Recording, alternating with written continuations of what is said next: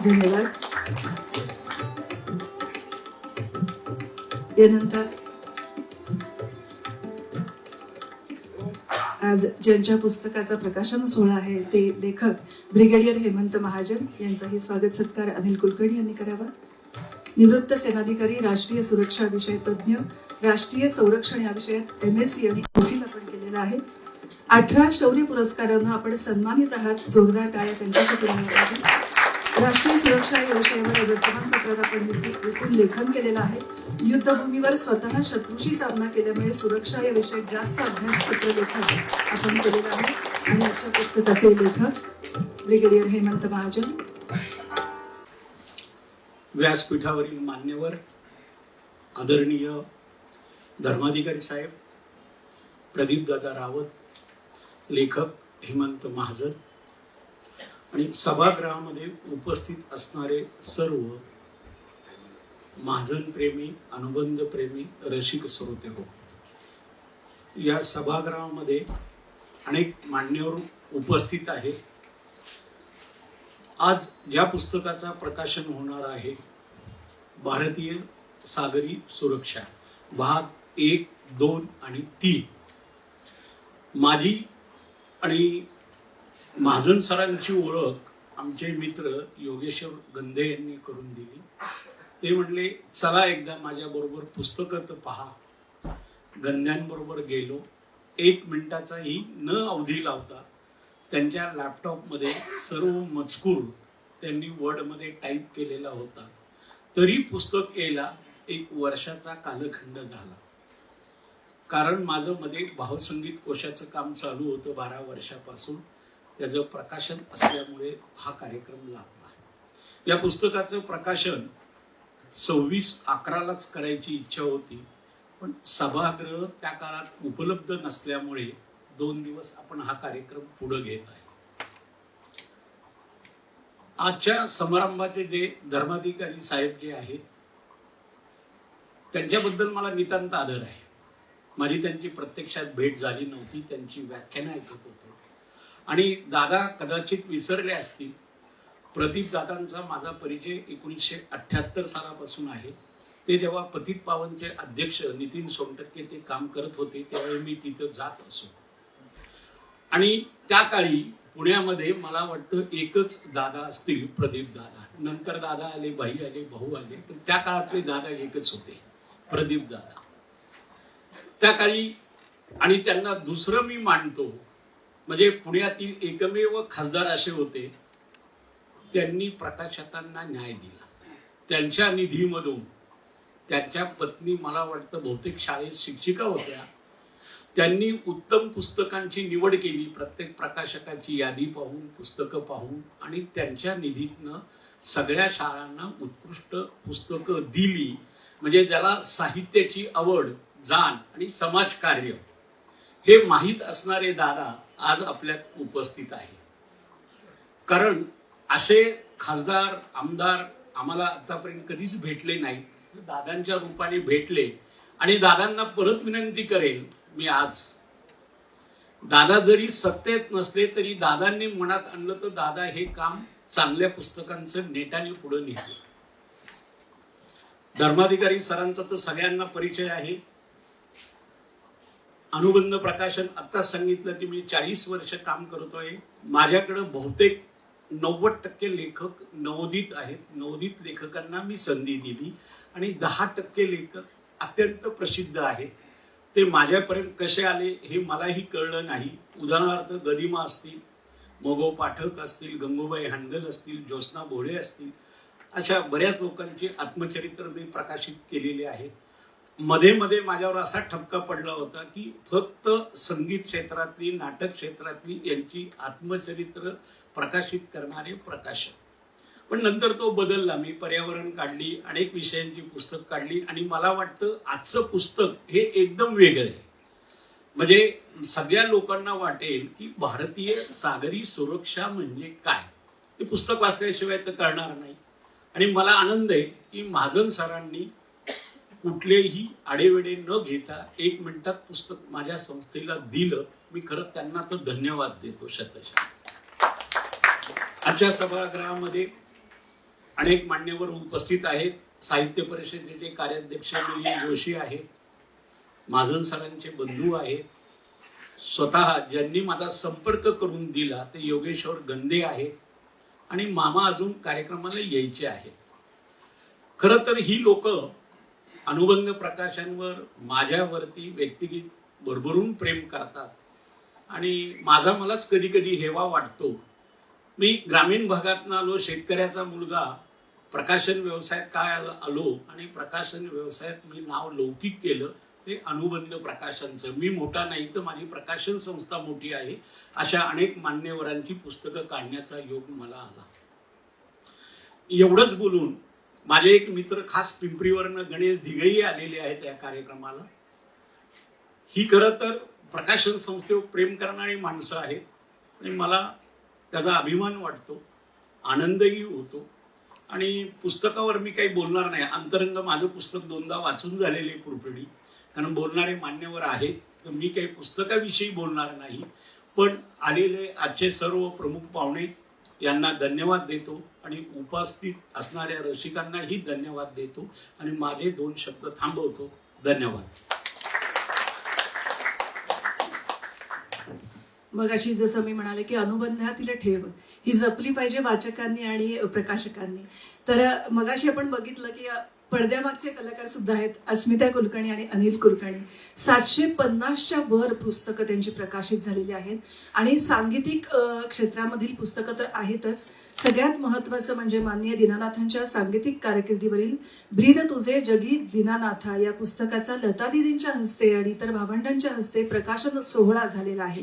आणि या प्रकाशन सोहळ्याला मातब्बर मंडळी, दमा मिराजदार असतील, शरद पवार असतील, विलासराव देशमुख असतील, नरेंद्र जाधव, SK संचेती असतील, अमोल पालेकर असे अनेक मान्यवर लाभलेले होते. आणि आत्ताही बघताय प्रकाशन सोहळ्यामध्ये सगळे विचारवंत आणि मान्यवर लाभलेले आहेत.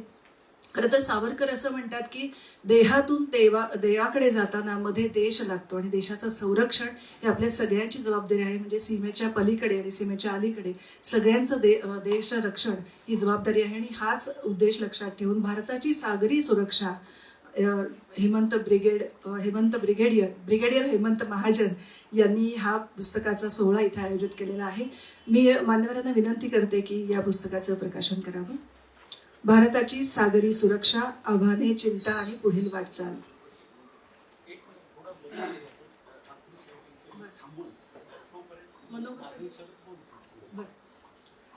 माननीय किरण ठाकूर यांचं आगमन होणार आहे.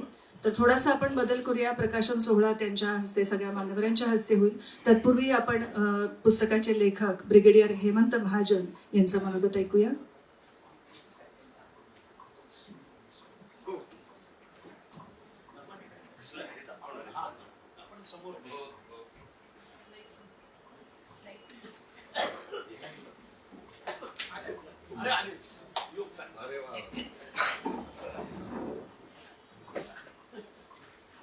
माननीय किरण ठाकूर यांचं स्वागत. टाळ्या वाजवून आपण त्यांचं स्वागत करूया.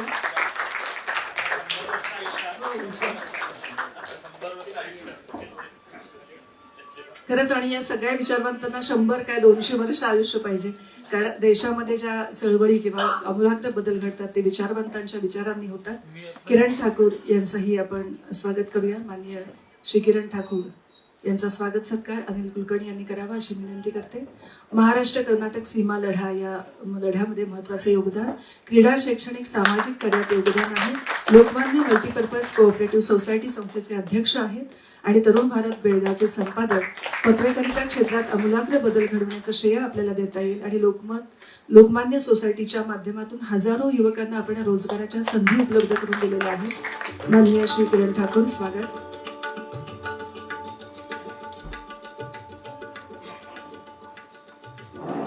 आणि आपल्यासाठी हा प्रकाशन सोहळा थांबला होता, तर आपण पुस्तकाचं प्रकाशन मान्यवरांच्या हस्ते करूया. भारताची सागरी सुरक्षा, आव्हाने, चिंता आणि पुढील वाटचाल या पुस्तकाचा प्रकाशन सोहळा इथे संपन्न होतोय. माननीय अविनाश धर्माधिकारी, माननीय किरण ठाकूर, प्रदीप दादा रावत, माननीय ब्रिगेडियर हेमंत महाजन आणि प्रकाशक अनिल कुलकर्णी यांच्या हस्ते प्रकाशन सोहळा इथे संपन्न होतोय. भाग 1, भाग 2 आणि भाग 3 तीन भागामध्ये हे पुस्तक आपल्याला उपलब्ध झालेलं आहे.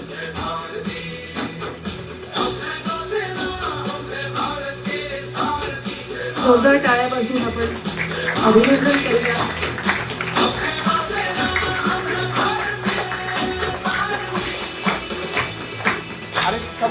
साहित्याचा उद्देश रंजकतेसोबत चळवळ किंवा जागरूकता ही सुद्धा आहे.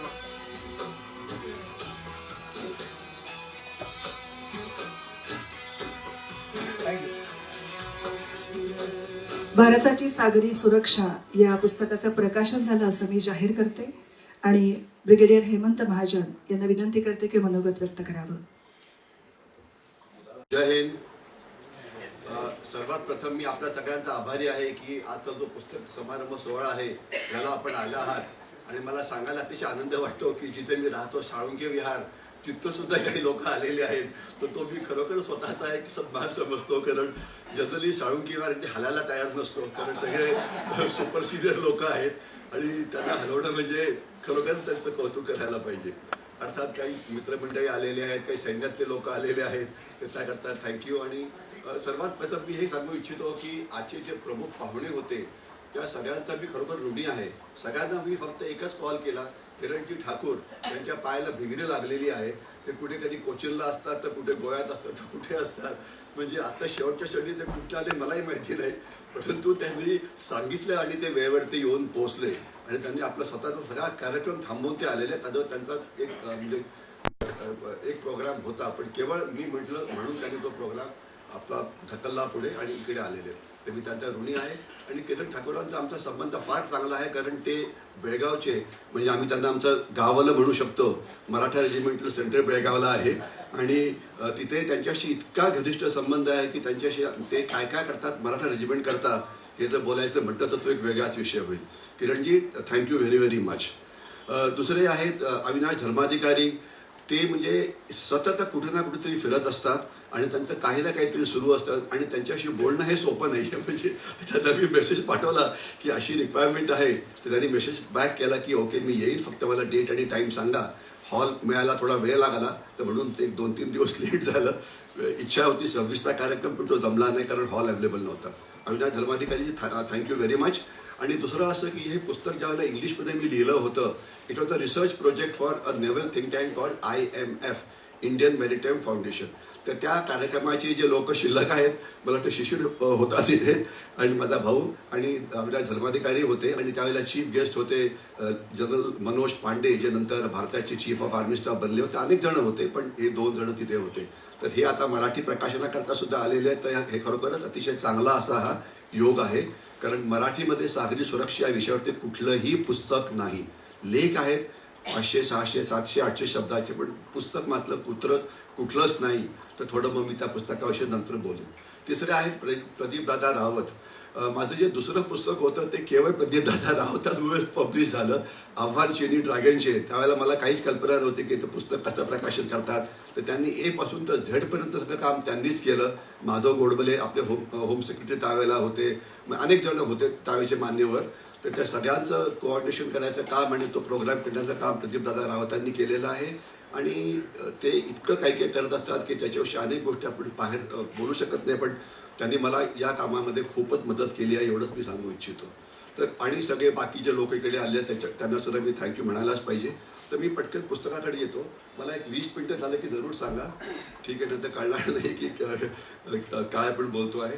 भारताची सागरी सुरक्षा हे एक रिसर्च प्रोजेक्ट होतं जे मला इंडियन मॅरिटाईम फाउंडेशन नावाचं एक नेव्हल थिंक टँक आहे, त्यांनी हे काम दिलं होतं. तर जवळजवळ 2-2.5 वर्षाचं हे प्रोजेक्ट होतं. आणि त्यावेळेला मी भारताची जी किनारपट्टी आहे 7,600 किलोमीटरची, सगळीकडे मी फिरलेलो आहे. प्रचंड मेहनत त्यात गेली आहे, कारण प्रॉब्लेम असा आहे की सागरी सुरक्षा म्हटलं की लोकांना वाटतं की फक्त नेव्ही कोस्ट गार्ड, तसं नाही. नेव्ही कोस्ट गार्ड एक त्याच्यातला पार्ट आहे, बाकी अनेक जण त्याचा भाग आहे. तर त्याच्याविषयी थोडं मी बोलायचा प्रयत्न करीन. तर हे जे पुस्तक आहे, हे पुस्तकाचं औचित्य आम्हाला 26/11ला करायचं होतं, कारण 26/11ला 16 वर्ष झाले जो मुंबईमध्ये दहशतवादी हल्ला झाला. पण जसं सांगितलं अनिलजींनी की ते त्यावेळेला हॉल मिळाला नाही आणि 26/11चे जे हिरो होते 10 दहशतवादी जे आत आले होते त्यातले 8 दहशतवादी NSG म्हणजे नॅशनल सिक्युरिटी गार्डने मारले. 51 आणि 52 SAG. मेजर संदीप उन्नीकृष्णन आणि हवालदार गजेंद्र सिंग त्या दोघांना तिथे अशोक चक्र मिळालं होतं, तर त्यांचं आपण कौतुक करायलाच पाहिजे. दोघांनाही मरणोत्तर मिळालं होतं. आणि तिसरं ज्यांना मिळालं होतं ते होते तुकाराम ओबाळे, पोलीसचे होते, महाराष्ट्र पोलीसचे होते. पण अनेकांना माहिती असेल किंवा नसेल की तुकाराम ओबाळे हे पहिले इंडियन आर्मीच्या सिग्नल रेजिमेंटमध्ये होते.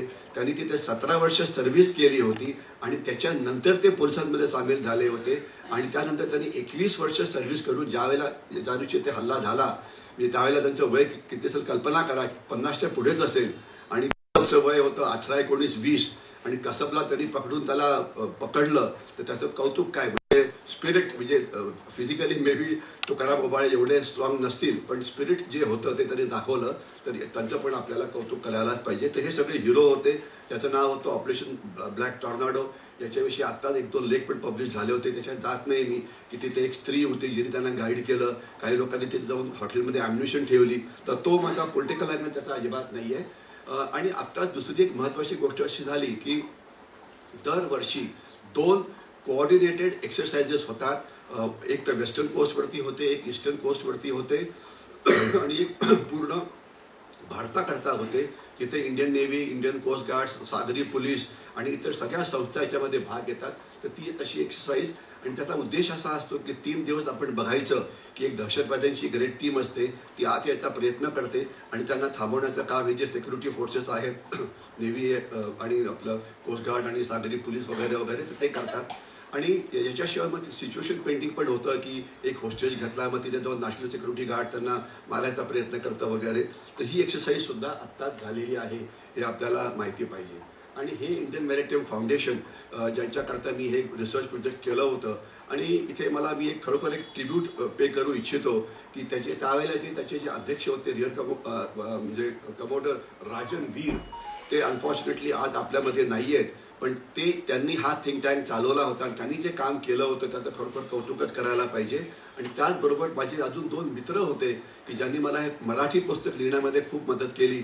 एक होते कर्नल RK जलवाडी आणि दुसरे होते कर्नल सतीश जोशी. दुर्दैवाने हे पण 2 जण आज नाही, बाकी अनेकांनी मदत केली. पण हे जे 3 जण जे आहेत जे त्या स्टार्ट पॉईंटला होते ते मात्र यावेळेला तिथे पोहोचलेलं आता इथे आपल्यात नाही आहेत ते. ही आपण ज्याला सागरी सुरक्षेविषयी बोलतो तर आपल्याला असं दिसतं की 9 राज्यांना समुद्र किनारा लागलेला आहे आणि 4 केंद्रशासित प्रदेश हे आपल्याला दिसतील आणि वेस्टर्न कोस्ट आणि ईस्टर्न कोस्ट. तर आता या किनारपट्टीला धोका काय आहे? 26/11 सारखा हल्ला आहे, 93 सालचे बॉम्ब ब्लास्ट आहेत, तर ते तर एक भाग झाला. परंतु 2014 नंतर अशा प्रकारचे बॉम्ब ब्लास्ट पण होत नाहीयेत. 26/11 सारखा हल्ला होण्याची शक्यता सुद्धा फार कमी आहे. पण सध्या जी आव्हानं आहेत ती सगळी अपारंपरिक आहेत.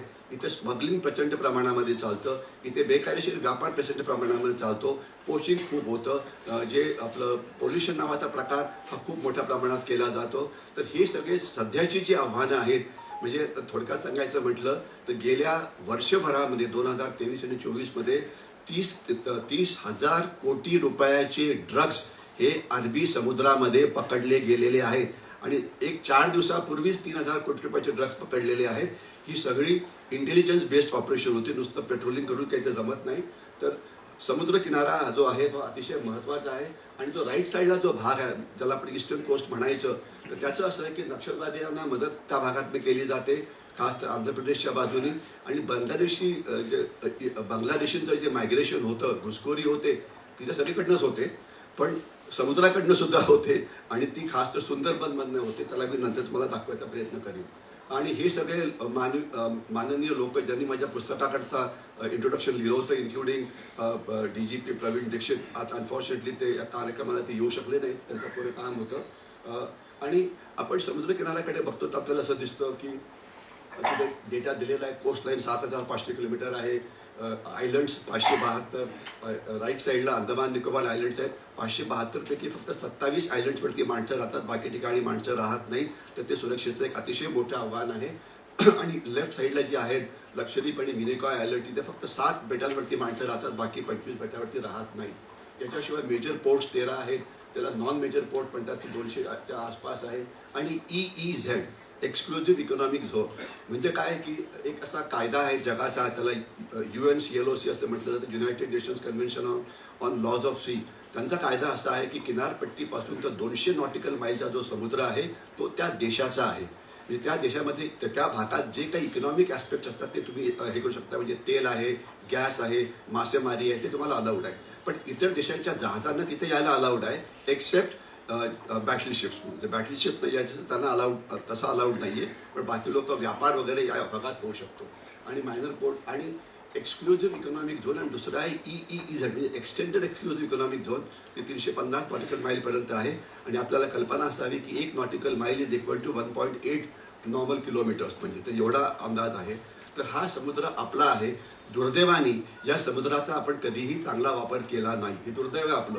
आपण ज्यावेळेला जगाच्या इतिहासाकडे बघतो तर आपल्याला असं दिसतं की ज्या मोठ्या सुपर पॉवर्स आहेत, ज्यांना किनारपट्टी होती किंवा ते समुद्री भागात जाणारे देश होते, मग इंग्लंड असो की फ्रान्स असो की डच असो की काही असो, पण आपल्या समुद्र किनाऱ्याचा वापर केवळ गैरवापर झाला. स्मगलिंग म्हणजे जे 80 आणि 90च्या दशकातले जे सगळे स्मगलर्स होते, अब्दुल करीम तेलगी आणि हाजी मस्तान, आणि एक अभिमानाची गोष्ट अशी आहे की जगाचा जो सर्वात मोठा सागरी दहशतवादी आहे तो भारतीय आहे. म्हणजे कुठेतरी पावलं पुढे म्हणतो आपण त्याला, त्याचं नाव दाऊद इब्राहिम.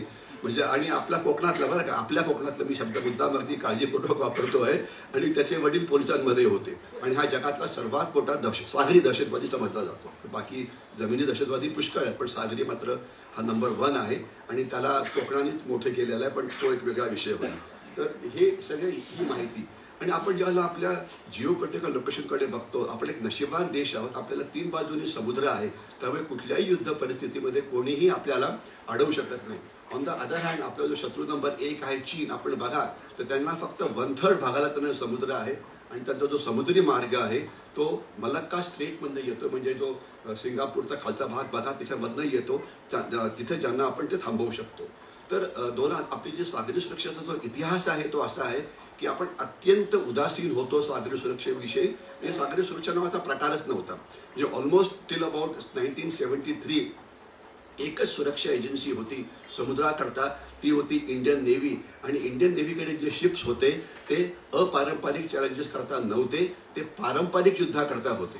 हे आपल्याला लक्षात पाहिजे की 8,000 टन 10,000 टनच्या ज्या बोटी असतात त्या काही पेट्रोलिंग करू शकत नाही आणि शॅलो वॉटर्समध्ये जाऊ शकत नाही. तर हे सगळं असं अतिशय खराब असं दृश्य आपलं होतं. आणि आपण ज्यावेळेला बघतो की देशाची जमिनी सीमा 16,000 किलोमीटरच्या आसपास आहे, समुद्री सीमा 7,600 आणि 2 आयलंड्स. तर सगळ्यांकडे जी आव्हानं आहेत ती तीच आहे. जोपर्यंत आपण आपल्या सीमा सुरक्षित करत नाही तोपर्यंत देश हा सुरक्षित होऊ शकत नाही. स्मगलिंग आहे, तस्करी आहे, इलिगल पोचिंग आहे, पोल्युशन आहे, हे सगळे वेगवेगळे चॅलेंजेस जे अपारंपरिक आहेत. युद्धाविषयी आपण आता बोलत नाही, युद्ध झालं तर तो एक वेगळा प्रकार होईल. आणि आपण बघितलं तर आपल्याला जे नेबर्स आहेत समुद्राकडे 36हून जास्त आपल्याला नेबर्स आहेत. आणि मला हे पुस्तक 3 भागामध्ये वाटण्यात आलं, कारण ज्या वेळेला ते पुस्तक तयार केलं इंग्लिशचं ते एवढं मोठं झालं की पहिला डाऊट आला की पुस्तक कोण घेईल. तर मला अनेकांनी सांगितलं की मी तुझं पुस्तक बघितलं आहे पण वाचायचा प्रयत्न कधीही केला नाही, अगदी क्लिअर कट आहे. तर म्हणून ज्या वेळेला हे पुस्तक तयार झालं तर म्हटलं आपण 3 भागामध्ये वाटूया, म्हणजे थोडं हलकं होईल जरा. तर लोक म्हणतात की त्या वजन एवढं जास्त झालं की ते कसं वाचायचं रात्रीच्या वेळेला, म्हटलं तर प्रॉब्लेम अतिशय महत्त्वाचा आहे. तर यांनी आता हे पुस्तक 3 भागात केलं. जवळजवळ त्याचं रिअल ट्रान्सलेशन आहे, फक्त ते पुस्तक होतं ते 2019 साली पब्लिश झालं होतं. त्यानंतर त्याला पुष्कळसं अपडेशन करण्यात आलं, कारण सागरी सुरक्षेचा जो इतिहास आहे हा रोजच काही ना काहीतरी होत असतं. म्हणजे मी पुस्तक तयार केलं, त्याचा नवीन पद्धत काय झाली आहे की हुती नावाचे दहशतवादी गट आहे ते मिसाईल्स फायर करतायत आणि त्याच्यामुळे रेड सी आणि जो सुएज कॅनॉल आहे तिथं आपण प्रवास करू शकत नाही.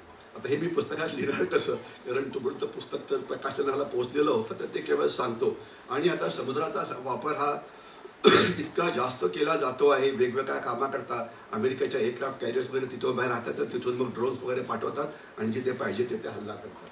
तर ही आपली एक्सटेंडेड इकॉनॉमिक झोन वगैरे. तर आपल्याला थोडक्यात असं दिसेल की जी आपली जमिनी एरिया आहे त्यापेक्षा आपली समुद्री एरिया ही खरोखरच कमी आहे. समुद्री एरिया ही जास्त आहे, जमिनी एरियाही कमी आहे, पण आपण याचा कधी फायदा करून घेतला नाही. ज्या वेळेला हे 2014 साली सरकार बदली झालं त्यानंतर 2-3 मोठे कार्यक्रम सुरू झाले. त्याचा एक कार्यक्रम होता सागरमाला. की ज्याच्या एक महाराष्ट्राचे सुपुत्र नितीन गडकरी हे नौकायन मित्र होते. त्यांनी तिथे जी क्रांती केलेली आहे तर तो एक वेगळाच विषय होईल. तुम्हाला मी एकच उदाहरण देतो की आपल्याकडे एक JNPT नावाचं पोर्ट आहे. तर तिथे जर जहाज परदेशातनं आलं तर त्याला अनलोड करायला 8 ते 9 दिवस लागायचे. 8 ते 9 दिवस. आणि आता ते काम एका दिवसामध्ये होऊ शकतं. आणि आपल्याकडे जे आता कंटेनर पोर्ट्स आहेत ते इतके एफिशियंट आहेत की म्हणजे आजकाल एक नाव पुष्कळ बदनाम झालंय किंवा वर्तमानपत्रामध्ये येतं की त्याचं नाव बघितलं की लोक म्हणतात त्याच्याशी आमचा काही संबंध नाही, परंतु जगातलं मोस्ट एफिशियंट कंटेनर टर्मिनल हे भारताकडे आहे. आणि ज्या वेळेला आपण एफिशियंटली सामान म्हणजे पुढे पाठवतो तर आपली जी कॉस्ट ऑफ म्हणजे हे आहे ती एकदमच कमी होते. आणि ज्याला सागरमालाला गडकरींनी भारतमाला जोडली म्हणजे काय की इथून म्हणजे आत रस्ते केलेले आहेत. आणि रस्त्यांची जी क्रांती आहे मी तुमचे डोळे पांढरे होतील की जिथे आम्हाला काश्मीरमध्ये 11-11, 12-12 दिवस लागायचे प्रवास करण्याकरता जम्मूपासून तर कारगिल किंवा लेहला, तिथे आता आपण 3 दिवसात पोहोचू शकतो. आणि जर तुमच्याकडे जर 4 व्हीलर असेल तर तुम्ही सकाळी 6ला निघा, संध्याकाळी 6च्या आत तुम्ही लेहमध्ये असू शकता. म्हणजे 13 दिवस आणि 7 किंवा 8 तास म्हणजे काय क्रांती आहे. आणि ज्या क्रांतीमुळे आपली जी इकॉनॉमी आहे ती अतिशय एफिशियंट बनते. हा सुद्धा सागरी सुरक्षेचाच एक भाग आहे. कारण दुर्दैवाने आपला जो व्यापार होतो तो वेस्टर्न कोस्टनी जास्त होतो, ईस्टर्न कोस्टनी जो व्यापार आहे तो फार कमी होतो. हे माझा दुसरा चॅप्टर आहे. त्याच्यामध्ये म्हणजे पुस्तकाचं त्यामध्ये सगळ्या सागरी सुरक्षेचा जो इतिहास आहे तो दिलेला आहे. कारण इतिहासापासून शिकणं हे महत्त्वाचं असतं. 1990 साली ज्या वेळेला कळालं की प्रचंड स्मगलिंग होत होतं तर त्यावेळेला जॉईंट पेट्रोलिंग सुरू झालं नेव्ही आणि पोलिसांचं. आणि त्याला ऑपरेशन आशा किंवा ऑपरेशन स्वॅन याचं नाव दिलं होतं. ते जवळजवळ 9-10 वर्ष चाललं. दुर्दैवाने त्यामध्ये कोणाला पकडता आलं नाही. म्हणजे ते पेट्रोलिंग होतं पण त्यांना चोर कुठले पकडता आले नाही. ते इतिहास आपला खूप मोठा आहे. वॉटर प्लॅनेट म्हणजे आपला जवळजवळ 70% एरिया ही आपली पाण्याची आहे. व दुसरा जो आहे की समुद्रातले धोके कुठले आहेत याविषयी मी चॅप्टरमध्ये दिलेलं आहे. हे धोके अनेक आहेत, पारंपरिक आणि अपारंपरिक. पाकिस्तान चीनविषयी बोलत नाहीये. त्यानंतर जे सागरी सुरक्षा जो आहे मॅरिटाईम सिक्युरिटी तर त्याचं हे कसं झालं तर हे आपलं नॅशनल इंटरेस्ट नॅशनल एम ह्याच्यात मी जास्त जात नाही. पण शेवटची लाईन महत्त्वाची आहे की जी मॅरिटाईम पॉलिसी आहे ती खालती दिलेली आहे ती आपण इव्हॉल्व केलेली आहे. त्याच्यानंतर राष्ट्रीय सुरक्षा, महासागरी सुरक्षा. सागरी सुरक्षा म्हणजे समुद्रापासून 200 नॉटिकल माईलपर्यंत जी आव्हानं आहेत त्याला सागरी म्हणता येईल. आणि 200 नॉटिकल माईलच्या पुढची जी आव्हानं आहेत त्याला महासागरी असं म्हणता येईल. आणि आपण बघितलं तर जवळजवळ 15 to 20% of Indian population stage next to the coast line. आपल्याला कल्पना महाराष्ट्रामध्ये कोकणामध्ये जवळजवळ 2-2.5 कोटी लोक हे राहतात. मी जास्त डिटेलमध्ये जात नाही. फिशिंग टाउन्स आहेत हे आहेत. तटरक्षक दल हे सध्याचं सर्वात मोठं सुरक्षा दल आहे. त्याच्याविषयी आता मी जास्त बोलत नाही पण पुस्तकात बघा त्याला. त्यांच्याकडे सर्वात मोस्ट मॉडर्न शिप्स आहे. म्हणजे आर्मी नेव्ही एअरफोर्सशी जर कम्पेअर केलं तर यांची सगळ्यांची वेपन्स ती कम्प्लिटली ऑब्सोल्यूट आहे. परंतु तटरक्षक दलाकडे जे आहे ती मोस्ट मॉडर्न आहेत. टू दॅट एक्सटेंट ते चांगलं आहे. आणि त्यांची जी जहाजं आहे ती 600 ते 800 टन या वजनामधली आहेत. तर त्याच्यामुळे ती शॅलो वॉटर्समध्ये ते पेट्रोलिंग करू शकतात. त्यांचं ब्रिदवाक्य दिलेलं आहे. आणि हा 93 सालचा बॉम्बला तिथे झाला होता. शेखाडी नावाची जागा आहे श्रीवर्धनच्या जवळ आहे. तिथे सामान कसं उतरवलं होतं याच्याविषयी बोलत नाही. सागरी पोलीस दल आणि सागरी सुरक्षा हा एक वेगळा विषय आहे. आपले 9-10 पोलीस स्टेशन्स आहेत जिथे हे केलं जातं. परंतु त्याच्याविषयी आपण कधी नंतर बोलूया. आणि हे पेट्रोलिंग म्हणजे जे करतात पोलीस वगैरे तर त्याच्यातलं तुम्हाला एक तिथलं फोटो ओळखायचा आहे की माहिती नाही, ओळखता येईल का? एक मध्ये तुम्हाला R.R. पाटील दिसत आहेत. R.R. पाटील म्हणजे R.R. पाटील जे गृहमंत्री होते ते म्हणजे त्यांच्याविषयी एक वाक्य बोलणं जरुरी आहे. त्यांना या सुरक्षेमध्ये इतका इंटरेस्ट होता म्हणजे ते कुठल्या पक्षात होते ते सोडून द्या परंतु त्यांना इंटरेस्ट फार होता. आणि त्यांनी म्हणजे माझ्या 2-3 पुस्तकांकरता त्यांनी मला म्हणजे सांगितलं की मला हे माहिती सांगा वगैरे वगैरे. दुर्दैवाने ते आता नाही आहेत पण मला वाटतं विषयांतर होईल. त्यांचा मुलगा मात्र जिंकला असं मला वाटतं आता. बरोबर आहे. ते खरोखरच चांगलं झालं. कारण ते 25-30 वर्षाचा म्हणजे अतिशय लहान वयातला मुलगा आहे. म्हणजे 25 वर्षाचा नसेल म्हणजे तर पहिले म्हणायचं की अरे बाप रे स्ट्रिंग ऑफ पर्ल्स म्हणजे सगळीकडे भीतीचं वातावरण निर्माण होतं की चीन काय करतं हे काय करतं. पण आता आपल्याला लक्षात यायला पाहिजे की आपण या समुद्राचा वापर हा जास्त चांगल्या पद्धतीने करू शकतो. जो पुस्तकाचा जो पार्ट 2 आहे त्याच्यामध्ये किनारी राज्य आहेत सागरी. प्रॉब्लेम काय आहे की 9 किनारी राज्य असल्यामुळे प्रत्येकाची पॉलिसी ही वेगळी आहे. आणि एक उदाहरण द्यायचं म्हटलं म्हणजे की जे वेस्ट बेंगॉल नावाचं जे राज्य आहे ते सागरी सुरक्षा मानतच नाही. आम्ही करणारच नाही. जे तुम्हाला करायचं ते करा. आणि ते दुर्दैव असं आहे की जर पोलिसांनी जर काम केलं नाही तर प्रॉब्लेम हा खूप जास्त होऊ शकतो. आणि बाकी प्रत्येक राज्याचा इंटरेस्ट हा आपल्यावरती अवलंबून असतो. तरी आणि मग त्यामध्ये बंदरं आहेत, बंदरांची सुरक्षा, त्यानंतर समुद्री आस्थापन आहेत त्यांची सुरक्षा, द्वीप समुद्र त्यांचं सुरक्षा आणि वेगवेगळे ऑपरेशन जे over a period of time झालेली आहे तिथे दिलेली आहे. त्याच्यातलं एक ऑपरेशन लीच नावाचं ऑपरेशन होतं जे अंदमान समुद्रात झालं होतं. म्हणजे माझी बटालियन पोर्ट ब्लेअरमध्ये जायच्या काही दिवस आधीच तिथे एक 600 AK-47 रायफल्स पकडल्या होत्या समुद्रामध्ये.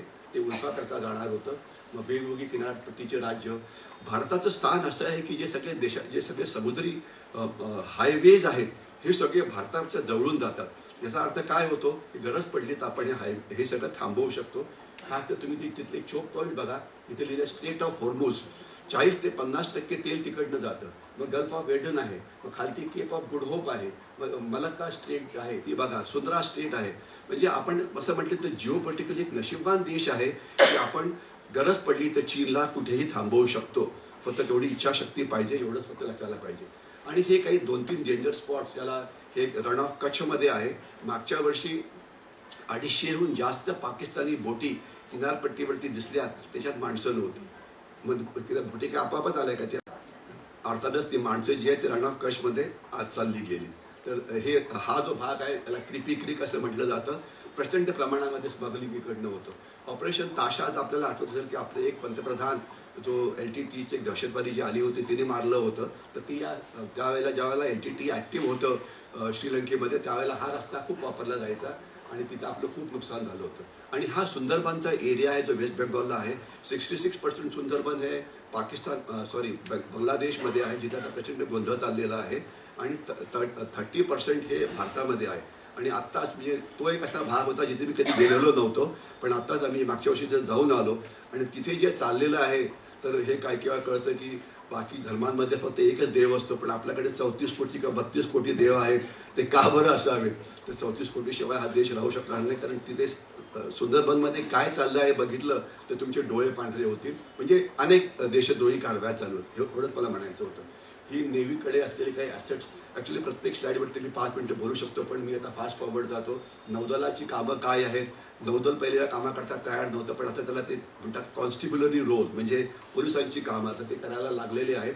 आणि आपल्याकडे एक IMAC नावाचं सेंटर आहे की बेसिकली 4 जॉईंट ऑपरेशनल सेंटर आहेत ज्याला आपण कोऑर्डिनेटिंग हेडक्वार्टर्स म्हणायची. एक मुंबईमध्ये आहे, एक कोचीनला आहे, तिसरं विशाखापट्टणमला आहे, चौथं पोर्ट ब्लेअरला आहे.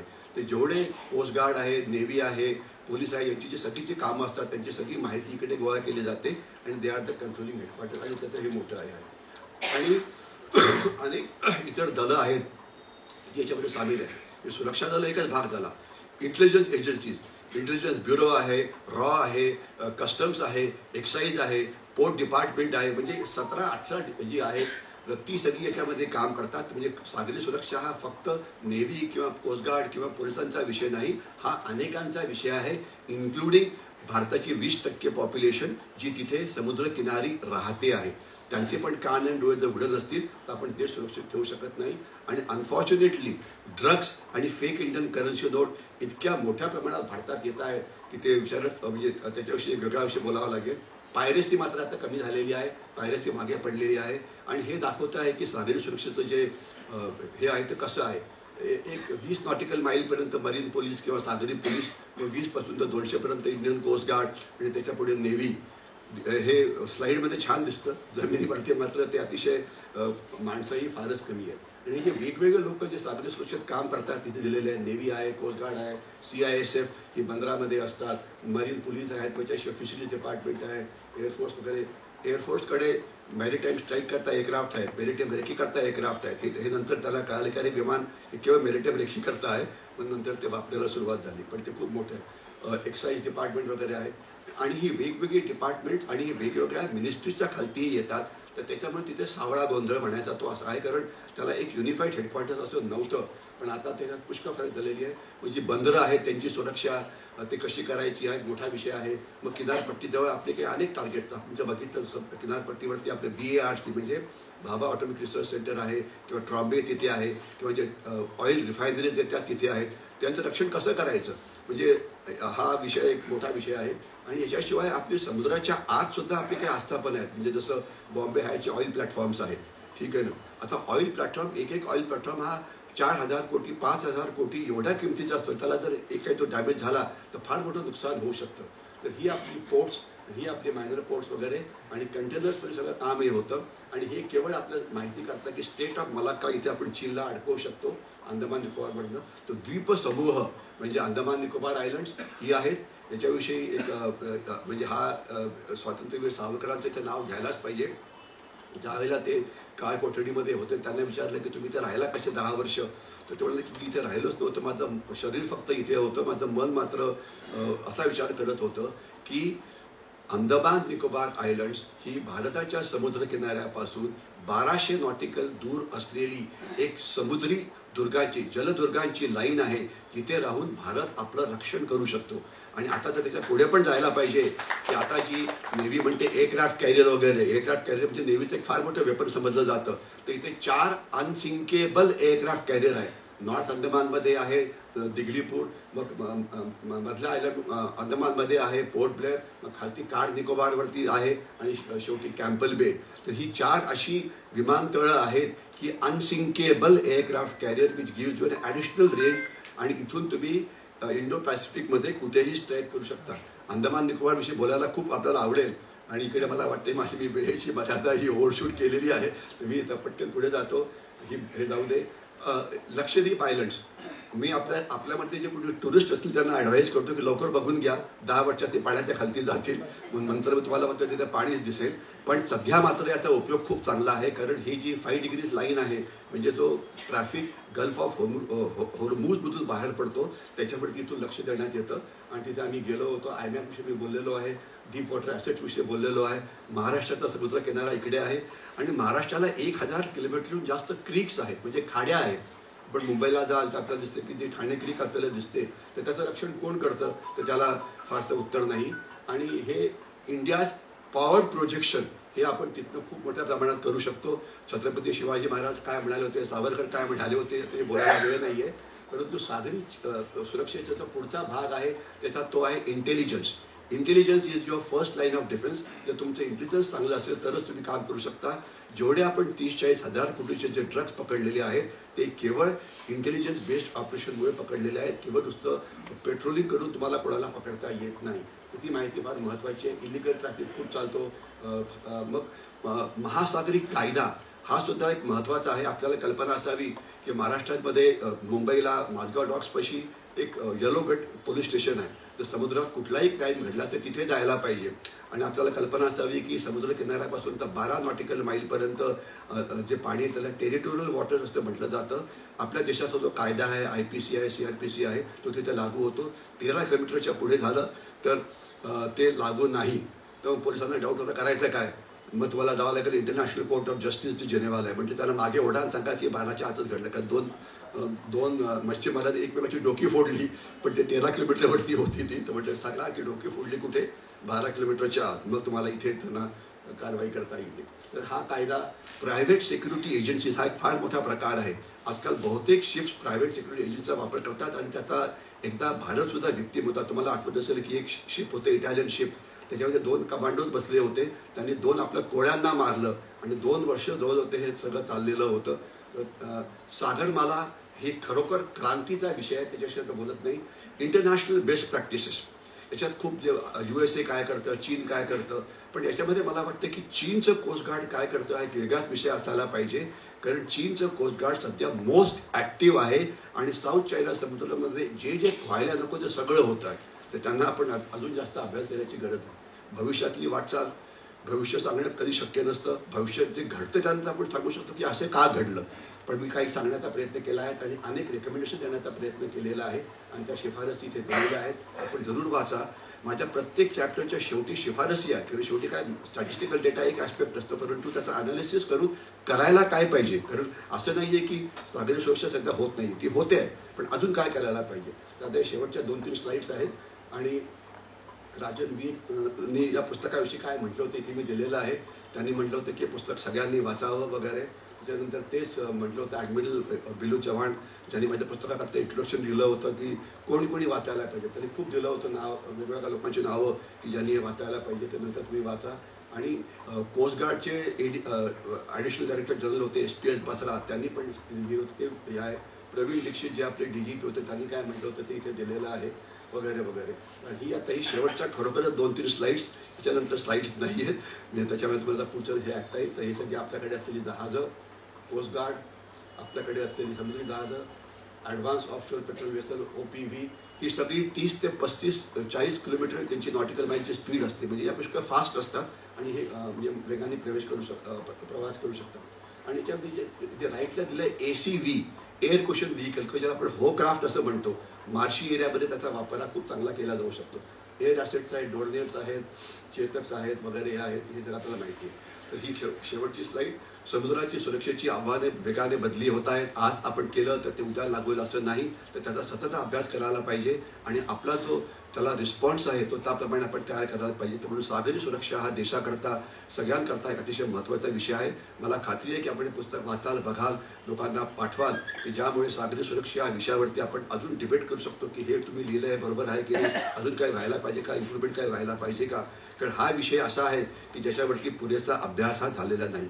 मी इथेच थांबतो. जय हिंद. या पुस्तकाच्या संदर्भात जे 3 भाग आहेत त्याच्यासाठी सर्वा ज्यांनी याच्यावर काम केलेलं आहे ते संतोष यांचा आपण आता इथे सत्कार करणार आहोत. तर मी माननीय किरण ठाकूर सरांना विनंती करते की त्यांनी संतोष यांचा सत्कार करावा.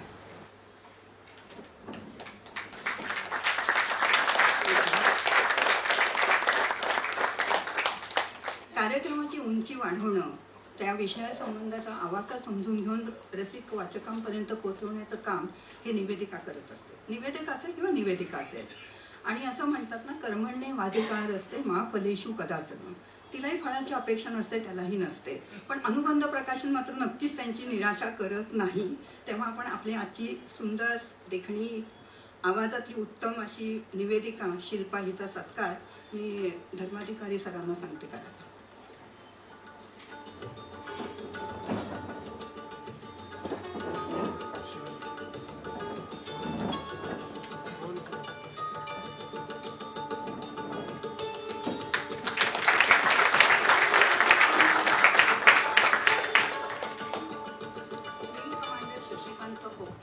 विंग कमांडर शशिकांत ओक यांना ब्रिगेडियर हेमंत महाजन यांचा सत्कार आज ते लेखक म्हणून या पुस्तकासाठी म्हणून आपण सर्वजण एकत्र आलो. तुमच्या साक्षीनं त्यांना त्यांचा सगळ्या दलांतर्फे सत्कार करायचा आहे. त्यांनी कृपया स्टेजवर यावं. शशिकांत लोक समोर येत आहेत.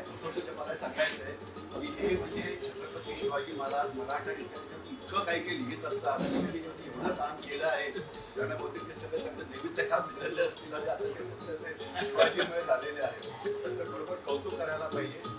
फारच चांगलं काम करताय आणि काम थोडं पुढे म्हणजे बायका एकमेकांचं कौतुक करतात हे मला माहिती आहे, पण पुरुष देखील एकमेकांचं कौतुक करू शकतात हे आपल्यासमोर उदाहरण आहे बघा. अतिशय कमिटेड आहे. कमिटमेंट लागते, त्याच्यात काम आहे. कौतुक केलं, परंतु आर्मी, नेव्ही आणि एअरफोर्स अशा मिलिटरी कमांडरांच्या एकत्र येण्यामधून जे काही आम्हाला घडवता आलं त्याचं प्रात्यक्षिक म्हणजे brigadier Hemant Mahajan military commanders combined यातर्फे मी सरांचं आज कौतुक करतो.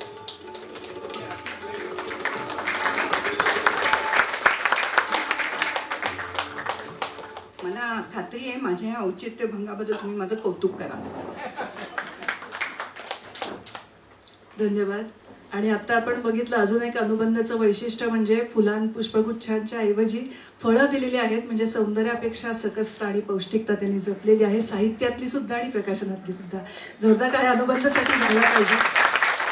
आणि आत्ताच आपण ब्रिगेडियर हेमंत महाजन यांच्या मनोगतामध्ये, मनोगत म्हणणं थोडंसं चुकीचं ठरेल, ते अभ्यासपूर्ण विश्लेषण होतं. आणि स्वतः युद्धभूमीवर कार्यरत असल्यामुळे, युद्धभूमीवर स्वतः लढल्यामुळे त्यांना राष्ट्रीय संरक्षणाचं महत्त्व कळलं आणि 26 अकरानंतर सागरी सुरक्षा सगळ्यात धोक्यात आली आणि तो मुद्दा जास्तीत जास्त महत्त्वाचा ठरला गेला आणि यावर बोलणं महत्त्वाचं होतं. आणि राष्ट्रीय संरक्षण या विषयावर MPhil सरांनी केलेली आहे. जोरदार टाळ्या सरांसाठी झालं पाहिजे. कारण आपण म्हणतो ना की नाण्याच्या दोनच बाजू असतात, म्हणजे देश आणि धर्म. पण नाण्याची तिसरी बाजू असते ती सुरक्षा. जेव्हा नाणं उभं राहतं तेव्हा ती तिसरी बाजू असते आणि ती म्हणजे सुरक्षा असते. देव, देश आणि धर्म यासाठी जे काही आपल्याला लागतं ते म्हणजे सुरक्षा. आणि या सुरक्षेविषयी त्यांनी विपुल लेखन प्रत्येक वृत्तपत्रामध्ये केलेलं आहे. त्यांचा अनेक व्याख्याते म्हणून पण ते प्रसिद्ध आहेत. आणि राष्ट्रीय संरक्षण हा मुद्दा कसा महत्त्वाचा आहे ते सोप्या भाषेत आणि अभ्यासपूर्ण विश्लेषण त्यांच्या या पुस्तकामध्ये आहे. आणि आज सवलतीच्या दरात पुस्तकं उपलब्ध आहेत. तिन्ही भाग आपण घेऊन जावेत. 750 मध्ये उपलब्ध आहेत. धन्यवाद. यानंतर एक सांगायचंय, 26/11 जेव्हा झालं त्यानंतर 1 महिन्यानंतर मी रिटायर्ड झालो होतो आणि मी इकडे आलो आणि मी वेगवेगळ्या मतदानानंतर तयारीला सुरुवात केली आणि एका आठवड्यात मला एक कॉल आला, त्याचं मी नाव घेत नाही, त्याच्याशी प्रसिद्ध करते, म्हणजे की माझ्याकडे राम प्रधान कमिटी रिपोर्ट आहे, तुम्ही हा वाचा आणि मला सांगा की मी संसदेमध्ये याविषयी काय प्रश्न विचारतो. आणि तो क्लासिफाईड होतं. राम प्रधान हे आपलं हे होते म्हणजे आणि त्यांनी त्या तो रिपोर्ट क्लासिफाईड रिपोर्ट माझ्याकडे आला, सांगायला काय हरकत नाही, आणि मग मी ते फॉर्मेट करून दिले होते. खूप छान. आणि खरंच मगाशी आपण जे बघितलं तर ट्रेलर होता आणि पिक्चर अभि बाकी आहे आणि तो पिक्चर आपल्याला पुस्तकामध्ये ऐकायला आणि बघायला मिळणार आहे. त्यानंतर ज्येष्ठ विचारवंत आणि नॅशनल शिपिंग बोर्डचे माजी अध्यक्ष माननीय प्रदीपदादा रावत यांना विनंती करते की आपले विचार मांडावेत.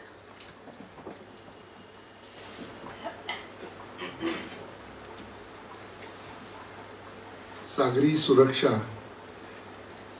या महत्त्वाच्या विषयावरती मराठीमध्ये 3 भागांमध्ये पुस्तक लिहिणारे माझे स्नेही आणि एकूणच भारतीय सुरक्षेबद्दल सतत अभ्यास, चिंतन आणि पुस्तकं लिहिणारे ब्रिगेडियर हेमंत महाजन, माझे मित्र अविनाश, सभेचे अध्यक्ष किरण ठाकूर, प्रकाशक अनिल कुलकर्णी, उपस्थित सर्व बंधू भगिनींना, आपल्या भारतावरती जी काही आक्रमणं झाली ऐतिहासिक काळात, म्हणजे अलेक्झांडर पासूनची सोडून द्या, पण 8व्या शतकापासून 18व्या शतकापर्यंत ती उत्तरेकडनं खुष्कीच्या मार्गाने, म्हणजे ज्याला आपण जमिनीवर झालेली आक्रमण होती, पण आपल्या देशावरती निर्णायक ज्याच्यामुळं परिणाम झाला ते शेवटचं आक्रमण हे सागरी मार्गाने झालं. आणि त्यावेळेची जगातली सगळ्यात मोठी सागरी महासत्ता ब्रिटन हिने ते आक्रमण केलं आणि जवळपास सगळ्या जगभर त्याचं साम्राज्य, ब्रिटिश साम्राज्य पसरलं. ते समुद्रावर असलेल्या त्यांच्या वर्चस्वामुळं.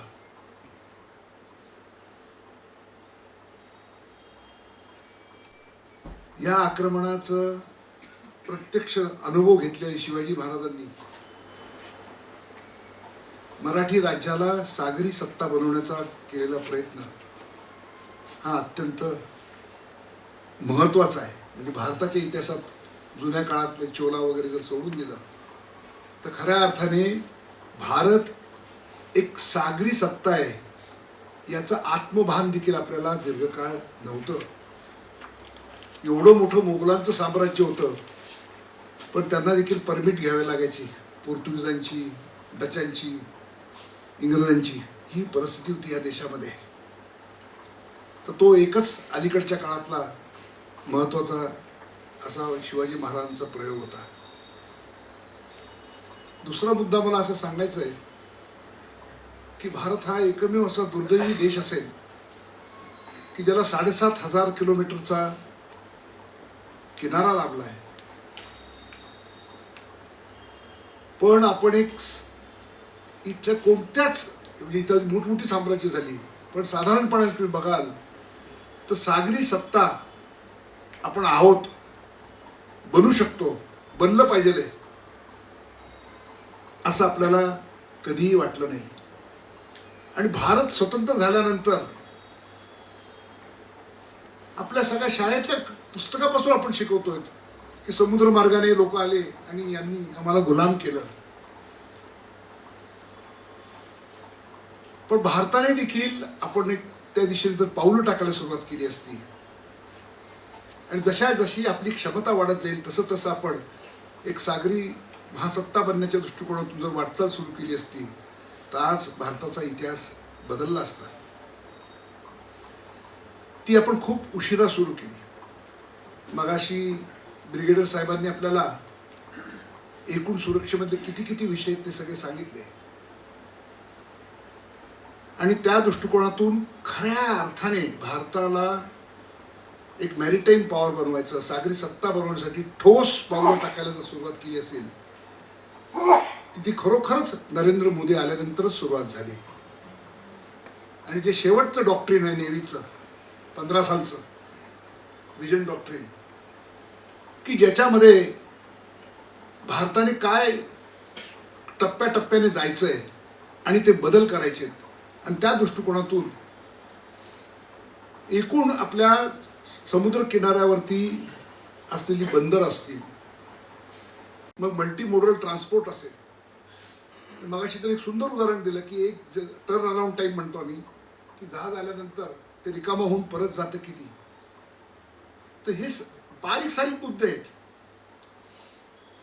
पण हे सगळ्या बाबतीमध्ये भारताला सक्षम बनवायचं. कारण जर एक आर्थिकदृष्ट्या आपण खरोखरच एक मोठी सत्ता बनायचं असेल तर आम्हाला आमच्या सगळ्या प्रकारचं इन्फ्रास्ट्रक्चर जे आहे त्या इन्फ्रास्ट्रक्चरवरती प्रचंड काम केलं पाहिजे. हा दृष्टिकोन बाळगून मग सागरमाला, भारतमाला हे सगळे प्रोजेक्ट्समधनं हा सगळा बदल घडवून आणायचा. ह्या दृष्टिकोनातून खऱ्या अर्थाने पावलं टाकायला सुरुवात झाली. त्याचे आपल्याला प्रत्यक्ष परिणाम दिसायला लागले. आणि जसं आपण असं म्हणतो की 80च्या दशकापासून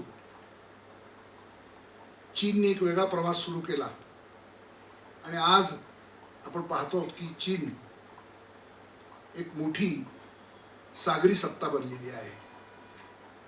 आणि ज्याला इंडो पॅसिफिक रिजन आपण म्हणतो, चीन त्याला एशिया पॅसिफिक म्हणतं. ते कधीच इंडियाला रिकग्नाइज करत नाहीत. तर ह्याच्यामध्ये साऊथ चायना सी मध्ये, ईस्ट चायना सी मध्ये तर त्यांनी दांडगाई चालवलीच आहे. तर हे हेरून एका बाजूनी भारताचा आर्थिक विकास साधत असतानाच भारताची सुरक्षा, हा स्मगलर पासून सुरक्षित केलं पाहिजे. कोणत्याही प्रकारचे स्मगलर, ड्रग ट्रॅफिकिंग पासून ते हत्यारं आणणारे असतील, टेररिस्ट लोक असतील, घुसखोर असतील.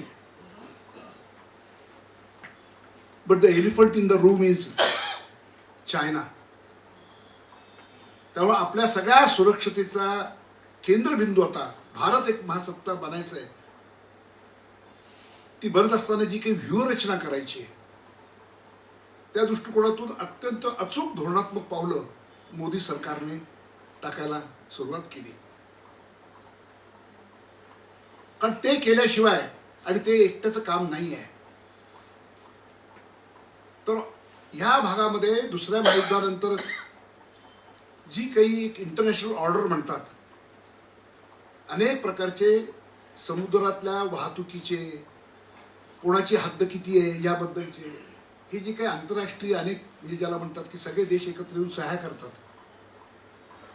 ते जे नियम आहेत ते नियम आणि त्या नियमानुसार हे सगळं चाललेलं असतं. सगळा मोठा ट्रेड चाललेला असतो, बाकीच्या गोष्टी. पण ह्या सगळ्याचं उल्लंघन करायचं, वारंवार करायचं आणि एक न्यू नॉर्मल म्हणतात की टेस्ट करून बघायचं. एक आंतरराष्ट्रीय व्यवस्था जी आहे की तुम्ही आकाशातून तुमची विमानं दुसऱ्याच्या हद्दीतून घालून जाणं, तुमची जहाजं तिकडनं नेऊन दाखवणं, असं चीननी सगळीकडे सुरू केलेलं आहे. एवढंच केलेलं नाही त्यांनी, तर भारताभोवती अत्यंत विचारपूर्वक भारताला घेरण्याचा कार्यक्रम त्यांनी चालवलेला आहे. पाकिस्तान तर त्यांचं क्लायंट स्टेट आहे, तेव्हा तिथून तर त्यांचा तो समुद्रकिनारा त्यांना आहे, तिथलं बंदराचं विकासाचं ते करतायत. त्यांनी श्रीलंकेमध्ये तिथं मोठं बंदर विकसित करून ते लीजवर मिळवलंय. बांगलादेशकडनं देखील त्यांनी एक स्ट्रॅटेजिक छोटस आयलंड ते मिळवलंय. म्यानमारकडनं मिळवलंय. तुम्ही जर बघाल आता शेवटचा जो पाहिला असेल पण मालदीव, की जे आपल्या दृष्टिकोनातून, आपल्या सुरक्षेच्या दृष्टिकोनातून ही सगळी साखळी बघा तुम्ही. तिकडे नेपाळ असेल, तर ह्या सगळ्या बाजूनी त्यांनी ठिकठिकाणी भारताला रोखायचा प्रयत्न केलेला आहे. तर ह्या सगळ्याचा आपल्याला गंभीरपणाने विचार करावा लागतो. आणि एकूण जर देशाची एकूण सुरक्षा अंतर्गत आणि बाह्य ही सोयीसाठी आपण दोन वेगळ्या गोष्टी असं जरी मानलं तरी देखील ते सगळं एकच असतं. आता बघा आपलं वाढवण बंदर आहे. मी तुम्हाला उदाहरण म्हणून सांगतो की ताबडतोब तिथं आंदोलन सुरू झालं. मनमोहन सिंगांनी पंतप्रधान असताना पार्लमेंटमध्ये सांगितलं की हे जे एनजीओज आहेत, आंतरराष्ट्रीय फंडिंग मिळणारे, ख्रिश्चन इव्हॅन्जलिझम असेल, डाव्या म्हणवणाऱ्या स्वतःला किंवा स्वतःला ग्रीन म्हणवणाऱ्या म्हणजे पर्यावरणवादी एनजीओज, तर ह्या सगळ्या त्यांची नावच घेतली त्यांनी की कुडमकुलमचा असेल, केरळामधल्या बंदराचा विकास असेल, आणि इतिहास फार जुना आहे, कोकण रेल्वे असेल,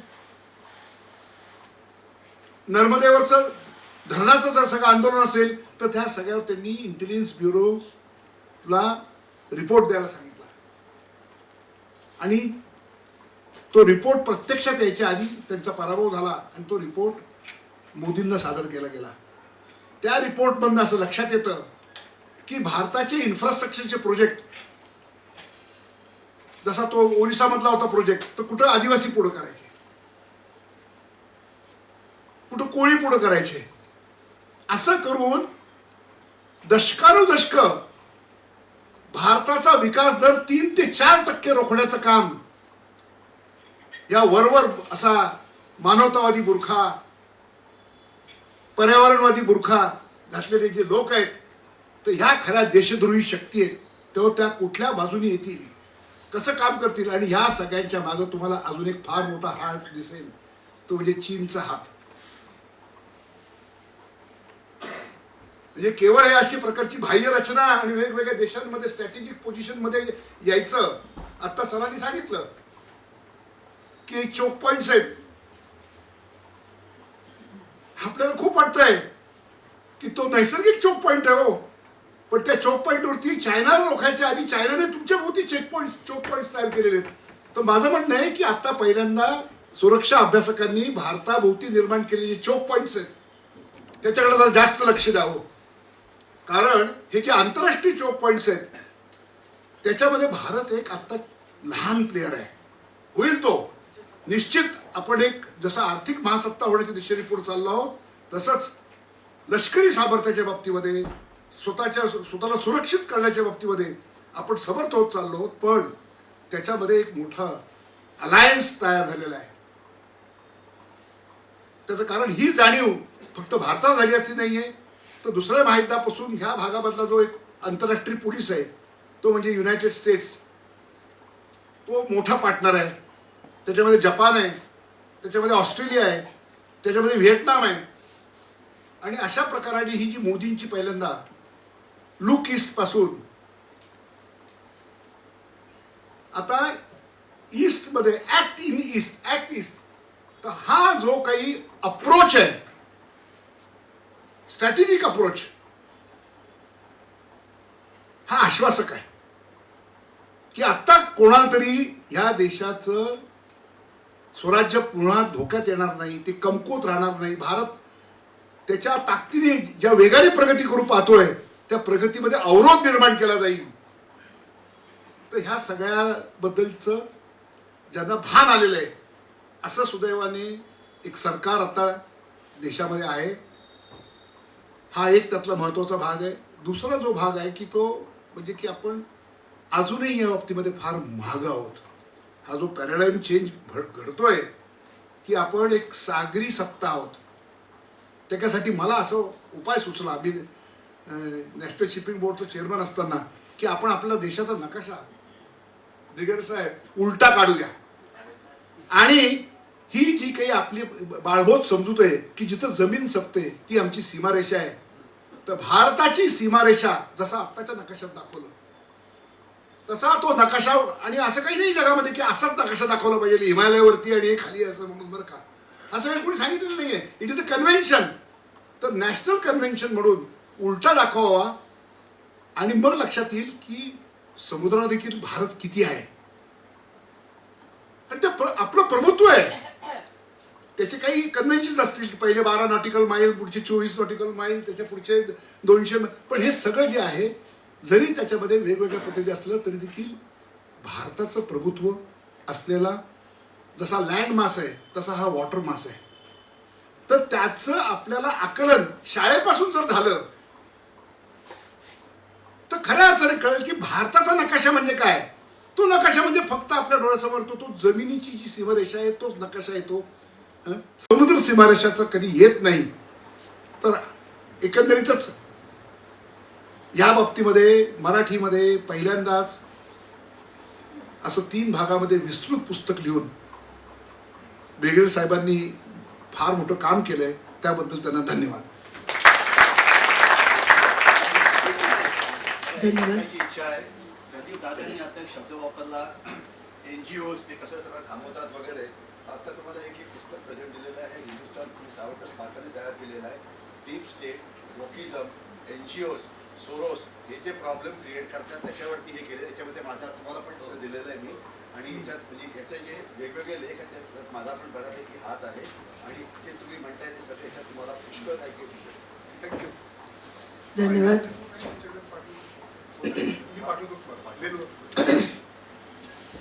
प्रदीपजी यांचंही आपण अभ्यासपूर्ण विश्लेषण ऐकलं आणि खरंच राष्ट्रीय संरक्षण म्हणजे देशद्रोही कारवाया ज्या होतात त्यामध्ये पण राष्ट्रीय संरक्षण धोक्यात येतं हेही त्यांनी नमूद केलेलं आहे. यानंतर माननीय अविनाश धर्माधिकारी यांना विनंती करते की आपले विचार मांडावेत.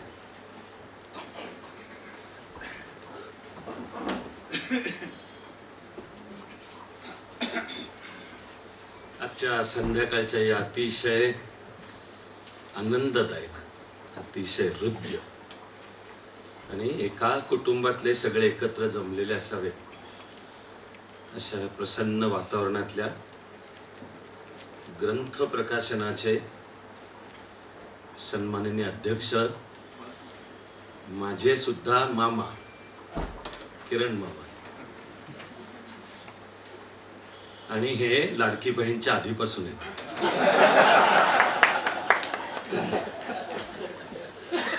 आमचा ऋणानुबंध खूप सखोल आहे. तो मी माझ्या जीवनातलाही अनमोल ठेवा मानतो. अर्थातच नीट शब्दात सांगता येणार नाही इतक्या असामान्य तळमळीने ज्यांचं सगळं लेखन वाचन जगणं सुद्धा भारत आणि त्यातले सिक्युरिटी विषय ह्याला वाहिलेलं आहे असे सन्माननीय ब्रिगेडियर हेमंत महाजन. मी वेळोवेळी वृत्तपत्रातले सुद्धा त्यांचे लेख लक्षपूर्वक वाचतो, किंवा जर सोशल मीडियावर कुठे असले तर लक्ष देऊन ते सुरक्षाविषयी काय म्हणतायत ह्याच्यामधनं मी पण शिकतो खूप काही.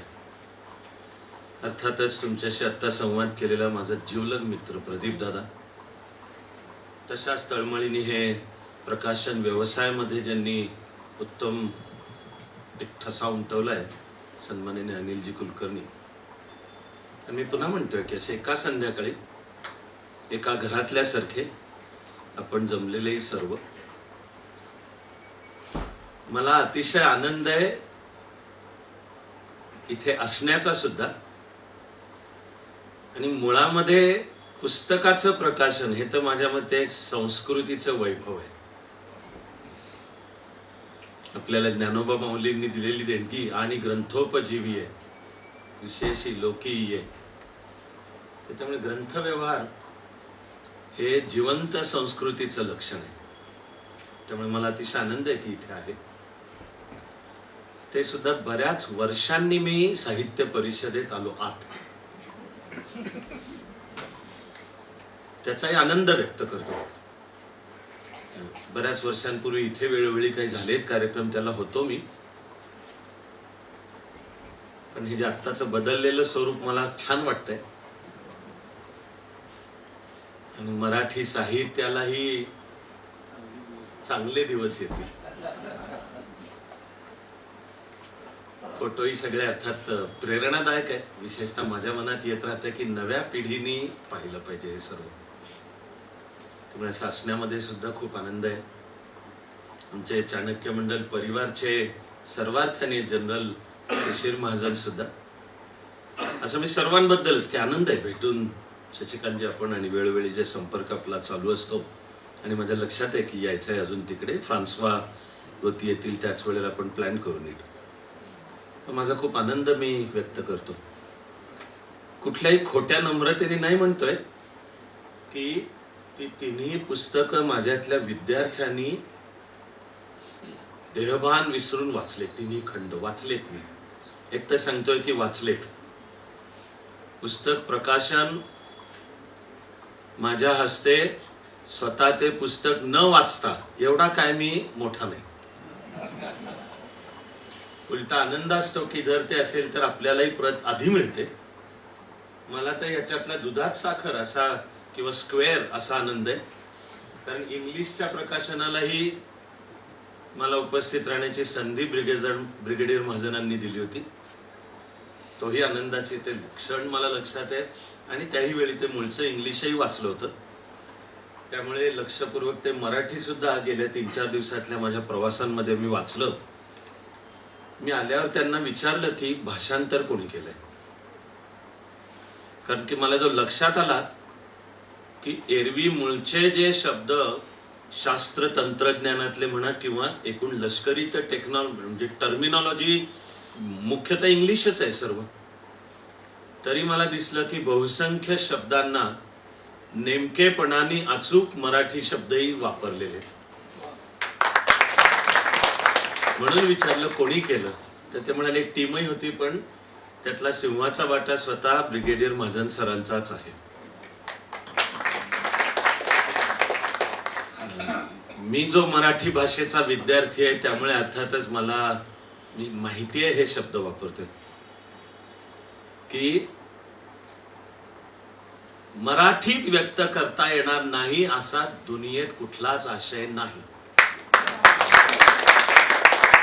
भाषा म्हणून ताकद, भाषेकडे जी ताकद, किंवा एखाद्या भाषेत नवे शब्द कसे निर्माण होतात त्यातला ध्वनीचा अभ्यास. आणि पाश्चात्य देशांमध्ये सुद्धा एखादी संकल्पना तयार झाली असेल तरी ती आता आपल्याला आपल्या भाषेत मांडायची आहे, तर ती ताकद मराठीकडे आहेच. अर्थातच त्याचंही कारण सर्व भाषांची मूळची जननी संस्कृत, तिच्यापासून ही ताकद आपल्यामध्ये सुद्धा येते की ध्वनीचा नीट अभ्यास करून एखादी संकल्पना ती नेमकी कशी मांडायची. त्यातून आता मराठीचा अभिजात हा दर्जा केंद्राने मान्य केला, आनंद आहे. पण तो केवळ केंद्राने मान्य करण्याने मराठी भाषेचा विकास होणार नाहीये. त्या भाषेमधून जीवनाच्या सर्व क्षेत्रातली प्रतिभा जेव्हा व्यक्त होईल तेव्हा मराठी भाषा नवा आणखी मोठेपणा. मला या पुस्तकाचा आनंद त्यासाठी आहे की भारताची सुरक्षा, त्यातलं सुद्धा नाविक दळ, जो विषय सर्वसाधारणपणे आपल्यापर्यंत पोहोचत नाही असा मांडून तितक्याच ताकदीच्या मराठीतही तो आहे. त्यामुळे मला त्याचा आनंद आहे. मी म्हणालो खूप शिकायला मिळालं मला तेही वाचून. याचं कारण असं आतून, आणि मला वाटतं की मी सगळ्यांकरताच बोलतोय हे, की मूळचं समर्पण आहे भारत देश आणि त्याची जीवनाच्या सर्व क्षेत्रातले प्रश्न, त्याचा अभ्यास आणि जी काही अल्पशी कृती आपल्याकडनं होणार असेल. आणि जे मी म्हणालो की मला आनंद आहे की मी माझ्या परीने जे छोटंसं शैक्षणिक काम करतोय त्याच्यात अनेक वरिष्ठ सेनाधिकारी सुद्धा आहेत. मी मानतो की जनरल शेकटकर सरांसारख्याचे चाणक्य मंडलच्या कामालाही आशीर्वाद आहेत.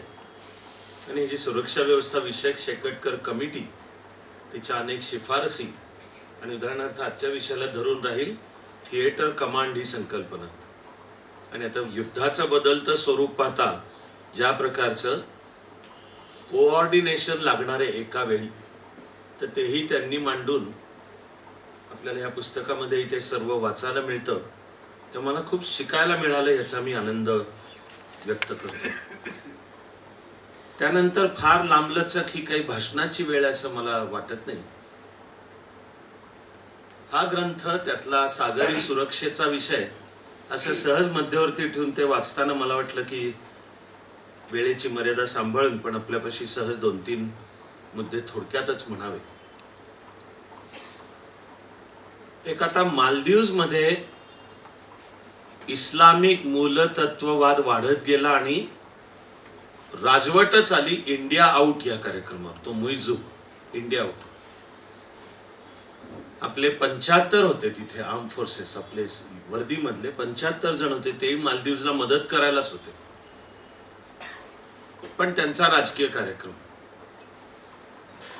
तर पंतप्रधान मोदी गेले लक्षद्वीपवर आणि किनारपट्टीवर त्यांनी मॉडेलिंग केलं.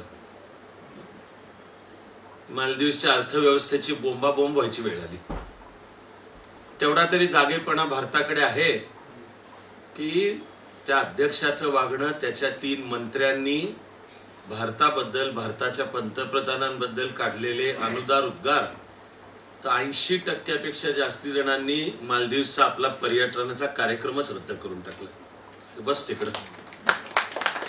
आणि चीनी पर्यटकांना बोलव म्हणून. मालदीवला पाणी लागतं, पिण्याचं पाणी, तेही भारत पुरवतो, तर जा चीनकडे मग. आता निदान परराष्ट्र धोरण आणि सुरक्षा धोरण आहे बिलकुल आपण आरेला कार्य करणारे स्वीकारलेले, ते तसंच असायला पाहिजे.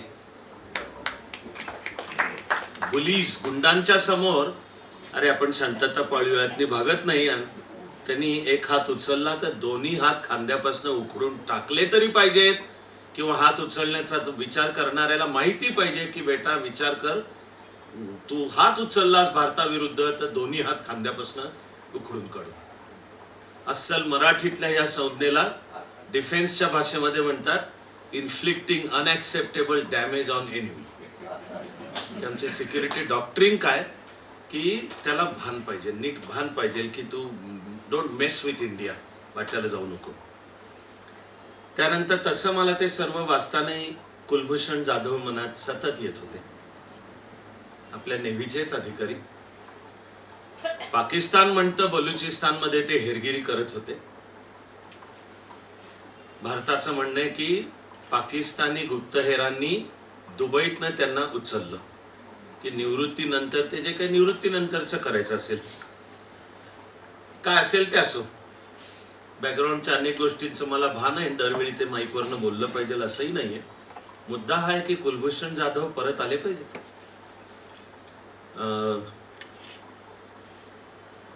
26/11 पुलवामा नंतर जे आपण ठोकला पाकिस्तानला, बालाकोटला, त्यावेळेला आपलं एक विमान आणि आपला अभिनंदन वर्धमान उतरला पाकिस्तानात.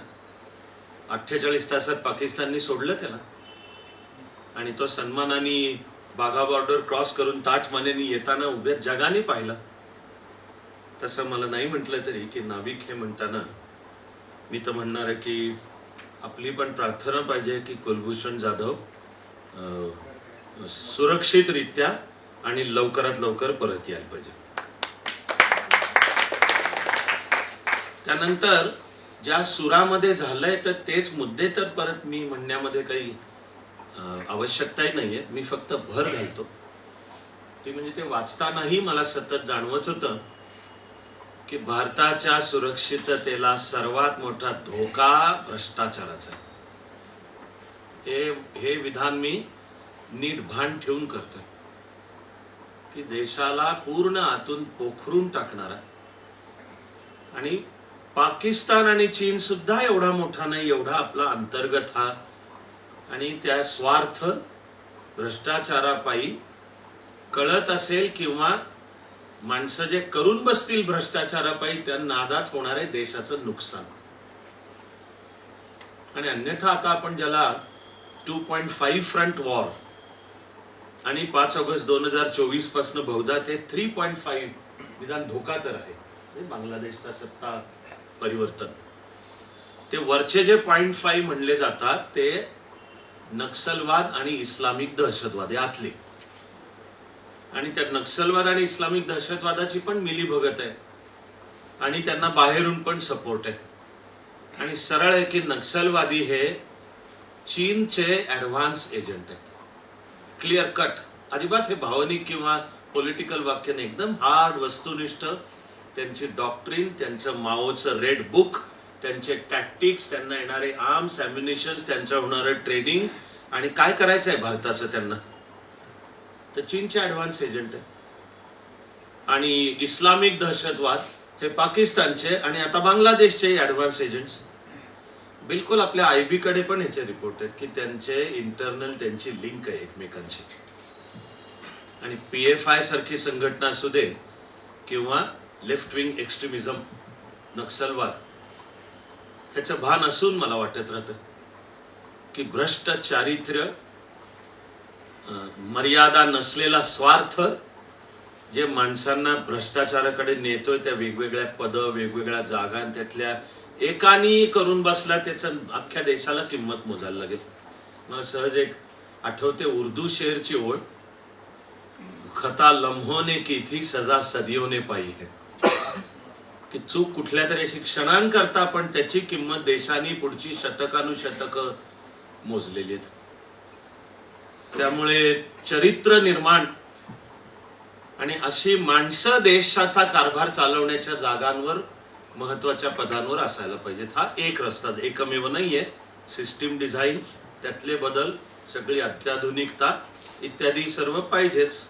मला तुमच्याशी संवाद करताना आज वाटलं की डिफेन्स आणि सिक्युरिटीचा सुद्धा मुद्दा देशांतर्गत भ्रष्टाचार हा आहे, असे एक निदान विधान इथे प्रगल्भ श्रोत्यांपाशी ठेवावं. त्यानंतर युद्धाचं जे स्वरूप तर बदलत चाललेलंच आहे की सर्वंकष युद्ध नाव त्याचं, टोटल वॉर. आणि आधीच्या डिफेन्स आपल्या आतापर्यंत असल्या तर 3 त्याच्या, इन्फंट्री, नेव्ही, एअरफोर्स, आता न्यूक्लिअर कमांड, पण आता सायबर कमांड, आता इन्फो वॉर, आता सायऑप्स, सायकोलॉजिकल, की शत्रूला मुळे पहिले त्याची लढण्याची इच्छाच खतम करून ठेवण्याचे सायकोलॉजिकल. उदाहरणार्थ जे घटक हा प्रचार करतायत की भारत हे एक राष्ट्र नाहीच, आजही म्हणतात आणि हे पुरोगामी म्हणवतात ते की भारत एक राष्ट्र नाही, कधी नव्हतं. त्याचा अर्थ हे आत्म पोखरण्याचे उद्योग आहेत. त्याचं राष्ट्रीयत्व बळकट करायच्या ऐवजी जर तुमचे चीनच्याही फॉरेन पॉलिसीनुसार भारताचे 22 तुकडे करणे, हे नक्सलवादी पण म्हणतात. तर हे जे धोके, हे ओळखूनचा देश बळकट होणे.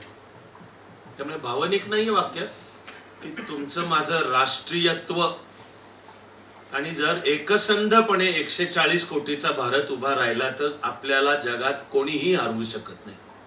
उरलेलं अख्खं जग एकत्र आलं तरी हरवू शकत नाही. 140 कोटीच्या भारताची मार्केटची ताकद आहे, बाजारपेठेची ताकद आहे, लोकसंख्येची ताकद आहे. आणि याचा प्रोजेक्शन जागतिक पातळीला पॉवर प्रोजेक्शन करायला आपल्याला होऊच शकतो. त्यामुळे एक राष्ट्र म्हणून असलेली ताकद. प्रदीपने त्याच्या बोलण्यामध्ये एका भागावर प्रकाश टाकला, म्हणून मी फक्त आता त्या उरलेल्याही भागावर प्रकाश टाकतो. ते म्हणजे प्रदीपच्या बोलण्यामधले होतं स्ट्रिंग ऑफ पर्ल्स थिअरी. आणि चीन भारताला सर्व बाजूंनी वेढून आपले जे सुप्रसिद्ध 5 चोक पॉइंट्स आणि हवं तर ते ताब्यात घेण्याची तयारी. त्यानंतर भारत इंडियन ओशन रिजन करताचा नेट सिक्युरिटी प्रोव्हायडर, किंवा आपण जी सागर ही संकल्पना मांडली, security and growth for all in the region, आणि त्यानुसार भारत पावलं टाकतोय. तिकडे पार इस्रायल हमास आत्ता चालू असलं, त्यात इराणच्या इशाऱ्यानुसार हौथीज, लाल समुद्र आणि पर्शियन इथे छापे घालून चाचेगिरी, तर त्या ठिकाणी भारत पुरवतोय. सुरक्षा व्यवस्था भारत पुरवतोय. आपल्याला आनंदाची गोष्ट म्हणजे आता काय भारत आणि भारताची धोरणं पूर्वी एवढी बावळटपणाची राहिलेली नाहीत. नाईव्ह इंग्लिश शब्द आहे, भोळसटपणाची, आत्मघातकी, विश्वशांतीच्या नादामध्ये राष्ट्रीय हितसंबंधांकडेच दुर्लक्ष होऊन बसते.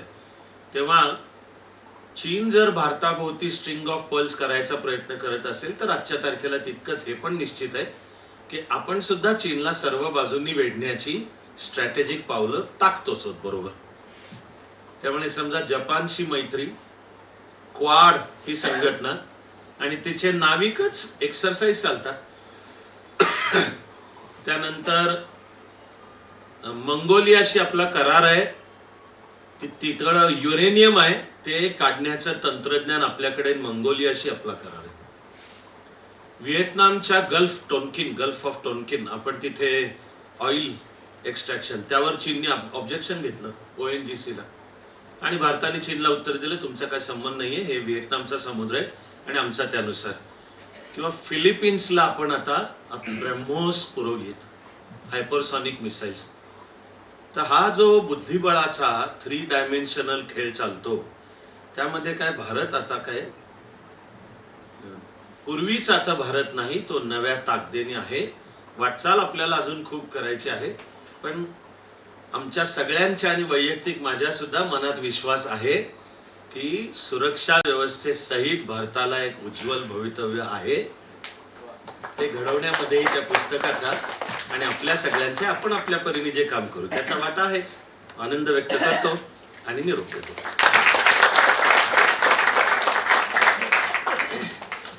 धन्यवाद. चाणक्य मंडल परिवाराचे ज्येष्ठ विद्यार्थी यांनी आपले विचार मांडले. कारण ते जसे मगाशी म्हणाले की मी कायम शिकत असतो आणि खरंच माणसाने कायम विद्यार्थी राहावं म्हणजे नव्या शिकण्याच्या आशा उद्दीपित होतात. आणि भ्रष्टाचाराचा आणि देशद्रोहाचा मुद्दा सरांनी मांडला. आणि आता हसनैन तुम्हाला माहिती असतील जम्मू काश्मीरमध्ये कार्यरत असतात, तर त्यांनी एक छान वाक्य सांगितलं होतं की भ्रष्टाचार आणि देशद्रोह शेख चिल्लीच्या गोष्टीसारखं आहे. म्हणजे ज्या झाडावर आपण बसलोय तेच झाड कापायला निघतोय आणि त्या झाड कापल्यानंतर आपण खालीच पडणार आहोत, दुसऱ्या झाडाची सोय केलेली नसते किंवा ते दुसऱ्या झाडावर घेतलं जात नाही, तर शेख चिल्लीसारखी आपली अवस्था होते. म्हणून भ्रष्टाचार आणि देशद्रोह खरं मला वाटतं संरक्षणासाठी महत्त्वाचा मुद्दा सरांनी मांडलेला आहे. त्यानंतर माननीय किरण ठाकूर यांना विनंती करते की अध्यक्षीय भाषण करावं.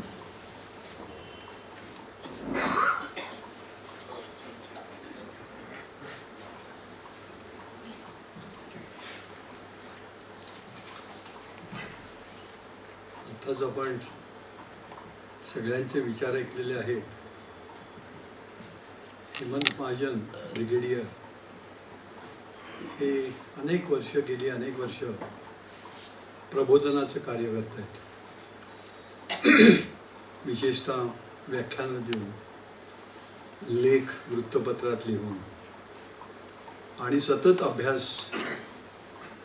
म्हणजे सैन्य दलातला कधी सेवानिवृत्त असत नाही, तो सेवेतच असतो, देशाच्या सेवेत. आज युद्ध झालं तर आपल्याकडे 50 लाखापेक्षा जास्त अधिक सेवानिवृत्त आहेत जवान, अधिकारी. म्हणजे सैन्य आता 15 लाखाचं असेल, शेकतकर कमिटीने कमी केलंय, 20 लाखाचं होतं. तर ते करण्यामागे हेतू होता. अनेक ते आम्ही बेळगावला असतो, त्यामुळे आमचा मराठा लाईट इन्फंट्रीशी दररोजचा संबंध असतो. आणि गोवा पोर्तुगीजांच्या ताब्यात होतं, त्यामुळे पूर्वी तोफखाना सुद्धा आमच्याकडे होता, आर्टिलरी. नंतर त्याचं काम राहिलं नाही म्हटल्यानंतर तो राजस्थानकडे वळवण्यात आलं. आणि महोची एक ज्युनियर लीडर्स कमांडो ट्रेनिंग की त्याच्यामध्ये एक ना एक दिवस सगळ्या अधिकाऱ्यांना यावंच लागतं. 8 आठवड्याचं ट्रेनिंग आहे, commando training. One of the best in the world, आशियामधलं बेस्ट असं समजलं जात होतं. त्याचा गाजावाजा कुठेही नव्हता. 67ला काहीतरी सुरू झालं. आम्हालाही 3 वर्षानंतर म्हणजे मुंबईचे प्रतिनिधी आले, लोकप्रतिनिधी, त्यावेळेला आम्हालाही इथल्या पत्रकारांना बोलवलं. त्यामुळे साहस हे काय युद्धात असतं त्याचं ट्रेनिंग त्या ठिकाणी दिलं जातं. आज मराठा लाईट इन्फंट्री असल्यामुळे बेळगावमध्ये मित्र राष्ट्राचे सगळे सैनिक येतात. मग अमेरिकन लोकांना भूमीवरच्या युद्धाचा अनुभव नसतो म्हणून अमेरिकन येतात, ब्रिटनचे सुद्धा येतात, जॅपनीज येतात. अशा अनेक लोकांना मित्र राष्ट्रातल्या आफ्रिकन येतातच, अशा लोकांना ट्रेनिंग दिलं जातं. तर आम्ही जवळून बघतो की मराठा जवान किती तऱ्हेने तयार केला जातो. तो येतो कुठून? रायगड, रत्नागिरी, सिंधुदुर्ग, नंतर सातारा, सांगली, कोल्हापूर, बेळगाव, विजापूर अशा भागातून येतो. आणि कितीतरी मराठा इन्फंट्रीच्या बटालियन्स आहेत. आणि कर्नल ऑफ द रेजिमेंट एक पोस्ट असते निवडणुकीची. ते आमचे मित्र station commandant Pannu lieutenant general म्हणून रिटायर झाले. तर त्यांनी एकदा सांगितलं की अखंड भारत का राहिला नाही, RSSच्या लोकांनी सुद्धा माहीत नसतं. त्यांनी सांगितलं, मिलिटरी ऑफिसरनी, लक्षात घ्यायला पाहिजे, जागतिक युद्धात 2च शक्ती राहिल्या होत्या, अमेरिका आणि रशिया. तिसरी शक्ती भारत झाला असता. ब्रिटनचे लोक बदमाश आहेत, बदमाश हा शब्द वापरतो. त्यांनी भारत पाकिस्तान वेगळी राज्य केली, राष्ट्र केली. त्याचा उद्देश उद्या हे आपसातच भांडत राहतील आणि तिसरी शक्ती होणार नाहीत. त्यामुळे हे केलं गेलं. म्हणजे त्याच्या मागे त्यांचा हेतू होता, कुटील नीती होती ब्रिटनची. तर किती लोकांना हे माहिती आहे? हे पन्नूने सांगितलं त्यावेळेला. आपल्या देशाने पारतंत्र्याचे हजारो वर्षे चटके सहन केलेले आहेत. एक तर आपापसातली भांडणं, दोघांचं भांडण आणि तिसऱ्याचा लाभ, शत्रूचा लाभच झाला आहे. मुस्लिम लोक काय शूर आपल्यासारखे शूर होते असं समजायचं कारण नाही, पण आपसात राजांच्या मारामाऱ्या होत्या आणि त्यांना आपण आमंत्रणच दिलं. भारत देश कधी आक्रमक नव्हता. चीनने आक्रमण केलं त्यावेळेला हिंदी चीनी भाई भाई असंच अनेक वर्ष सांगितलं गेलं. आणि आपली आंतरराष्ट्रीय छवी राखण्यासाठी त्यावेळेच्या पंतप्रधानांनी याच्याकडे दुर्लक्ष केलं आणि आपल्या डोकीवर चीन आणून बसवला. तिबेट काय चीनचं होतं. त्यावेळेला सैनिक आपले शूर होते, ते म्हणाले आम्ही रोखतो, पण त्यांना ऑर्डर दिली गेली नाही.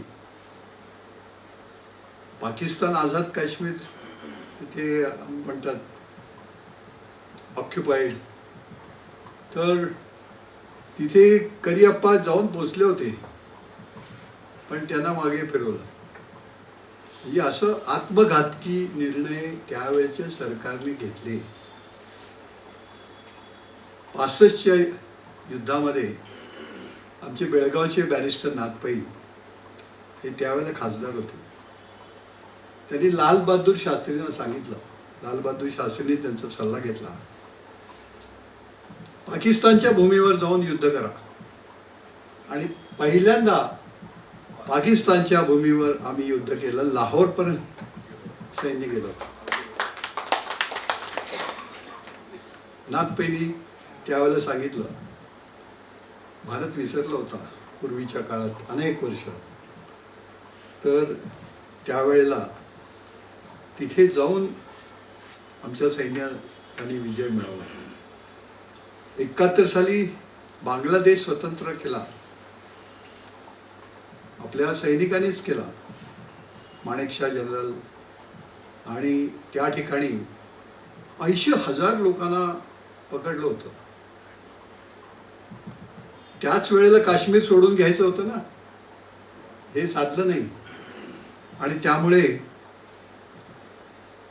एक कुलभूषण ते म्हणतात तसं आम्हालाही वाटतंय की त्याची सुटका झाली पाहिजे. आणि सगळे प्रार्थना करूया त्यासाठी. आपले हे न्यायालयात साळवेनी नाममात्र 1 रुपये सुद्धा घेतला नाही, तिथे केस चालवली आणि जिंकले ते, पण तरी अजून त्याला सोडत नाहीत.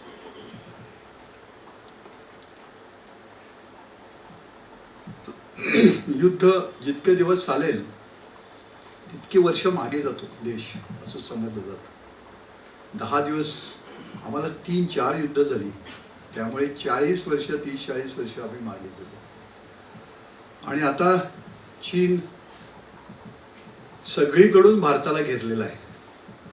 पण आपले पंतप्रधान मोदी आणि जयशंकर परराष्ट्र मंत्री यांनी विलक्षण तडफ दाखवलेली आहे. आणि परराष्ट्र धोरण आपलं फार चांगलं आहे. त्यांचे शत्रू ते आपले मित्र. जपान मित्र करून घेतला, साऊथ कोरिया मित्र आहे, व्हिएटनाम मी जाऊन आलो तिथे आमचा मित्र आहे, मलेशिया मित्र आहे. म्हणजे आम्ही आउटर सर्कलमधनं त्यांना घेरलं. हे मोदीने आणि जयशंकर प्रयत्न केलेले आहेत. त्यामुळे काळजी करायचं काही कारण नाही. आणि आपले सैनिक हे शौर्याच्या बाबतीत कोणालाही हरू शकतात, फक्त त्यांना लेटेस्ट इक्विपमेंट पाहिजे. ती लेटेस्ट इक्विपमेंट कुठून मिळणार? आम्ही सगळ्यांनी राष्ट्रभक्ती आणि मिळेल त्या ठिकाणून संपत्ती वाढवण्याचा प्रयत्न केला पाहिजे. आणि ते पैसे आर्मीला दिले पाहिजेत, कारण त्यांच्यामुळेच आम्ही हे दिवस बघतो. पारतंत्र्यात भारत होता हे हजारो वर्ष लक्षात घ्या. आणि त्याप्रमाणे राष्ट्रभक्ती आहे त्या ठिकाणून तुम्ही चोख काम बजावलं, भ्रष्टाचार विरहित काम केलं, तर कितीतरी मोठं काम करण्यासाठी. आणि असंच अपेक्षित आहे. तर आपल्या देशात राष्ट्रभावना वाढली पाहिजे, तरच आपण शत्रूशी मुकाबला करू शकतो. महाजन सरांनी नक्षलवाद्यांचे असा भारताचा उभी रेख म्हणजे सिक्कीम पासून ते रेड कॉरिडॉर काय हे वर्णन केलेलं आहे. आणि कसा डिवाइड भारत करणं, नक्षलवाद्याची सामना करण्यासाठी. हे नक्षलवादी होतातच का? तर पर्रिकरशी माझं बोलणं झालं होतं. पर्रिकर आमचे मित्र जवळचे होते. त्यावेळेला मी म्हटलं की हे नक्षलवाद्याचा बंदोबस्त कसा करू शकतोस संरक्षण मंत्री असताना. त्यांनी मला काय सांगितलं, मी एक वेगळा फोर्स निर्माण करेन नक्षलवाद्याशी लढण्यासाठीच. किंवा त्यांना ते भारतीयच आहेत, त्यांना नोकऱ्या दिल्या तर ते नक्षलवादी होणारच नाही. म्हणजे असा पर्याय त्याच्याकडे होता. मी म्हटलं त्यावेळेला आमच्या गप्पा चालायच्या की म्यानमार रोहिंग्यानी तुम्ही बदला घेतला, पाकिस्तानशी का बदला घेत नाही? इस्रायलला फक्त आंदण दिलं काय कुठल्याही देशावर हल्ला करायचा? तर अमेरिका त्याच्या मागे जाईल. आणि आम्ही हल्ला करायला गेलो तर पाकिस्तान आम्हाला दटवलं जातं. तो त्यावेळेला काय म्हणाला Parrikar we are not prepared for war. गेल्या 10 वर्षात शस्त्र घेतली गेलीच नाही. त्यांनी 1.5-2 वर्षात शस्त्र घेतली आणि मग ठाणे उद्ध्वस्त केली. पाकिस्तानात शिरून रातोरात त्यावेळेला दोघेही जागे होते, मोदी पर्रिकरही जागे होते. म्हणजे त्या ठिकाणी बदला घेतला. आणि मी म्हटलं कशी किमती कमी करता तुम्ही. याच्यात फार मोठा भ्रष्टाचार झाला. आर्मीमध्ये सुद्धा आहेच. किकबॅक्स. मग त्यांनी सांगितलं पर्रिकरनी किकबॅक द्यायचे तर ऑफिशियल द्या. अण्वस्त्र इस्रायल कडून आपल्याला क्षेपणास्त्र पाहिजे होते 8,000 कोटी. 3500 कोटी आल्याशिवाय मी बोलणी करणारच नाही असं सांगितलं. अशा तऱ्हेचे संरक्षण मंत्री पाहिजेत आणि अशा तऱ्हेचं सेक्रेटरी वर्ग पाहिजे. माझं काय म्हणणं आहे, आता अविनाश धर्माधिकारी IAS ऑफिसर आहे, सगळ्या ठिकाणी IAS ऑफिसर कशाला पाहिजे. ते आर्मीतले घ्या ना. अरे ते काय बुद्धिमान नाही आहेत, तुमच्यापेक्षा बुद्धिमान आहे. सगळीकडे मॅनेजमेंट एक्सपर्ट अहमदाबादचे घ्या, कलकत्त्याचे घ्या, सगळीकडे IAS ऑफिसर काय करायचे. माझी सूचना आहे, सगळीकडे IAS ऑफिसरचं काम नाही. आणि त्यांची लॉबी असते. ते मिलिटरीच्या लोकांना काम करायलाच देत नाही. खरं आहे. मिलिटरीमध्ये पाहिजेत आणि त्यांचं कोऑर्डिनेशन नव्हतं. आर्मी, नेव्ही आणि एअरफोर्स ते कोऑर्डिनेशन करण्यासाठी एक नेमला गेला, प्रदीप रावत. ते आले होते बेळगावला. जे मोठे ऑफिसर असतात ते जनरल बेळगावला येतात. पुण्यात तर काय सदर्न कमांडचे हेडक्वार्टर आहे, तर आमचा त्यांच्याशी संबंध येतो आणि त्यामुळे आम्ही काही मदत करत असतो. ती शर्कट डे लढाई जिंकली जागतिक युद्धात, त्यांना हॉलला पैसे पाहिजे होते. आम्ही जो 80 लाखाचा मोठा हॉल बांधून दिला. तिथे म्युझियम आहे, आपण बघू शकता. त्याच्यानंतर शिवाजी महाराजांचा पुतळा 5 रुपयापासून डोनेशन घेतले गेल्या आणि त्या जवानांना पुतळा आम्ही भेट म्हणून दिला. 25 लाखाचा पुतळा शिवाजी महाराजांच्या आश्वारून मिलिटरी महादेव समोर. जनरल ते ब्रिगेडियर मिश्रा त्यांनी आम्हाला जागा दिली, तिथे बसवलं. एक ॲम्ब्युलन्स दिली. नंतर शेकतकरना मी 1 कोटी दिली, कारण त्यांनी अशा तऱ्हेचं संवाद साधावा लोकांशी, लोकांना राष्ट्रभक्ती निर्माण करावी. ब्रिगेडियर महाजन सुद्धा होतेच. तर त्यावेळेला त्यांनी भोसला मिलिटरी स्कूलला ते पैसे येऊ लागले. आज मी ब्रिगेडियर महाजनना देणार आहोत 10 लाख रुपये हे रिसर्च करण्यासाठी आणि हे अशा तऱ्हेचं पुस्तकं लिहिण्यासाठी हे उपयोगात आणलं पाहिजे. आमचे मित्र बोधे म्हणून होते, एरियल फोटोग्राफीमध्ये मास्टर. त्यांनी 7 लाख ट्रान्सपरन्सीज किनारपट्टीचे काढलेले आहेत. आज त्याला वाली कोण नाही आहे. त्या ताब्यात घ्या किंवा काहीतरी आर्मीच्या दृष्टीने त्याचा उपयोग करून घ्या. तर अशा तऱ्हेचे छत्रपती शिवाजी महाराजांना जे समजलं होतं, त्याच्यानंतर नितीन गडकरींना समजलं आणि हेमंत महाजननी ते त्यांना दाखवून दिलं. याबद्दल मराठी माणूस हा जागरूक आहे. छत्रपती शिवाजी महाराजांचा वसा चालवतो आणि आपलं छत्रपती शिवाजी महाराजांसारखी रणनीती अंगीकारली पाहिजे. आपलं गुप्तहेर खातं काय काम करतं. शिवाजी महाराजांच्या काळात गुप्तहेर खातं महत्वाचं होतं. आज मला माहिती नाही आणि दिलंय पुस्तक. हो, तर मी सांगणार आहे धक्कादायक. आमच्या मशिदीकडे एक बॉम्बस्फोट झाला 91 साली. बेळगाव हिंदू मुसलमान चालू होतं. दंगा चालू होता. म्हणजे तिथे चंदीगडचं नाव ऐकलं जातं, बेळगावचं आमचं नाव घेतलं जायचं. 10-12 लोक त्यामध्ये मृत्युमुखी पडले. याने मारला की त्याने मारायचं दुसरं, असं एक वातावरण झालं होतं, जसं पूर्वी पुण्यातही होतं. आम्ही मोडून काढलं ते. शिवजयंती आणि गणेशोत्सव मोठ्या प्रमाणात साजरी केली. 25-25 लाखाची बक्षिसं दिली आम्ही, स्पर्धा ठेवल्या. त्या ठिकाणी एक बॉम्बस्फोट झाला होता. त्याचं पृथक्करण गेलं असतं तर RDX सापडलं असतं आणि बॉम्बे ब्लास्ट झाली नसती. मी अजूनही सांगतो की त्याचं काय झालं माहीतच नाही.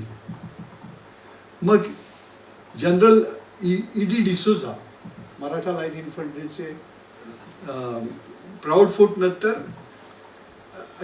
इतिहासकार, कर्नल रेजिमेंट होते ते. हा कर्नल रेजिमेंट, आमचे पहिले हो. तर त्याने मला सांगितलं, मी त्यांना म्हटलं की हे असं असं झालं पाहिजे होतं. ते म्हणाले बरोबर आहे, प्रत्येक माणसाने संरक्षणाच्या दृष्टीने विचार केला पाहिजे. आपल्या भागात कोण फिरतो ह्याचं लक्ष असलं पाहिजे आणि त्याची माहिती पोलिसांना दिली पाहिजे आणि पोलिसांनी त्याच्यावरती ॲक्शन घेतली पाहिजे. आता आमच्या मागे महाराष्ट्र एकीकरण समितीची चळवळ होती. आमच्या मागे 10 CID लागायचे. काय एक बैठक घेतली तर कुठे काय दिसतच नाही. हे आहेत की काय गुप्तहेर खातं काय, आणि बदनाम झाले मागच्या कसाबाच्या त्याच्यामध्ये बॉम्ब ब्लास्ट आणि हल्ला. तर हे गुप्तहेर खातं चांगलं पाहिजे. आज निदान अजित डोभालचं नाव घेतलं जातं, चांगली गोष्ट आहे. जे पंतप्रधान मोदीच्या काळात अनेक चांगली माणसं गोळा केलेली आहेत. सेनापती बापट म्हणायचे, मराठ्या विना राष्ट्र गाडानं चाले, खरा वीरवैरी पराधीनतेचा, महाराष्ट्र हा आधार भारताचा. हा महाराष्ट्र आधार भारताचा ठरला पाहिजे. या दृष्टीने आपण सामर्थ्यवान भारत केला पाहिजे.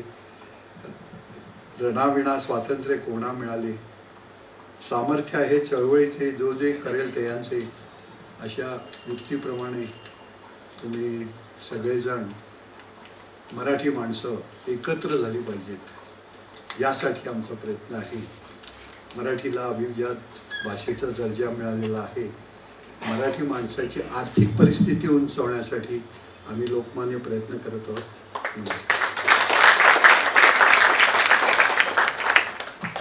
धन्यवाद. प्रकाशनाच्या निमित्तानं विचारमंथन झालं. विचारवंतांचे विचार आपण ऐकले आणि या विचारमंथनाचं नवनीत म्हणजे हे पुस्तक जे आज प्रकाशित झालेलं आहे, भारताची सागरी सुरक्षा. नक्की सगळ्यांनी घेऊन वाचावं, कारण अभ्यास असेल तर खंडन आणि मंडन. आपल्या शास्त्रात सांगितलेलं आहे की कुठलाही खंडन मंडन करायचं असेल तर अभ्यासाचा आधार लागतो आणि तो अभ्यास आपल्याला असेल तर संरक्षण खात्यामध्ये आमूलाग्र बदल आपण घडवू शकतो. या विचारमंथनातून हा विचार पुढे आलेला आहे. एक शायर म्हणतो, हम अपनी जान की दुश्मन को अपनी जान कहते हैं, हम अपनी जान की दुश्मन को अपनी जान कहते हैं, मोहब्बत की इसी मिट्टी को हिंदुस्तान कहते हैं. पण असं जरी असलं तर देशाचे दुश्मन असेल तर मग हिंदुस्तान सोडत नाही आणि दुश्मन आपल्याला सोडायचा नसेल तर सागरी सुरक्षा आणि देशाची सुरक्षा कशी महत्त्वाची आहे हा विचार आजच्या प्रकाशनाच्या निमित्तानं समोर आलेला आहे. हेमंत महाजन यांना खूप शुभेच्छा. अशाच साहित्यकृती पुढच्या वाटचालीसाठी आपल्याला मनपूर्वक शुभेच्छा आणि आभाराचा भार मी अस्मिता कुलकर्णी यांच्याकडे देते.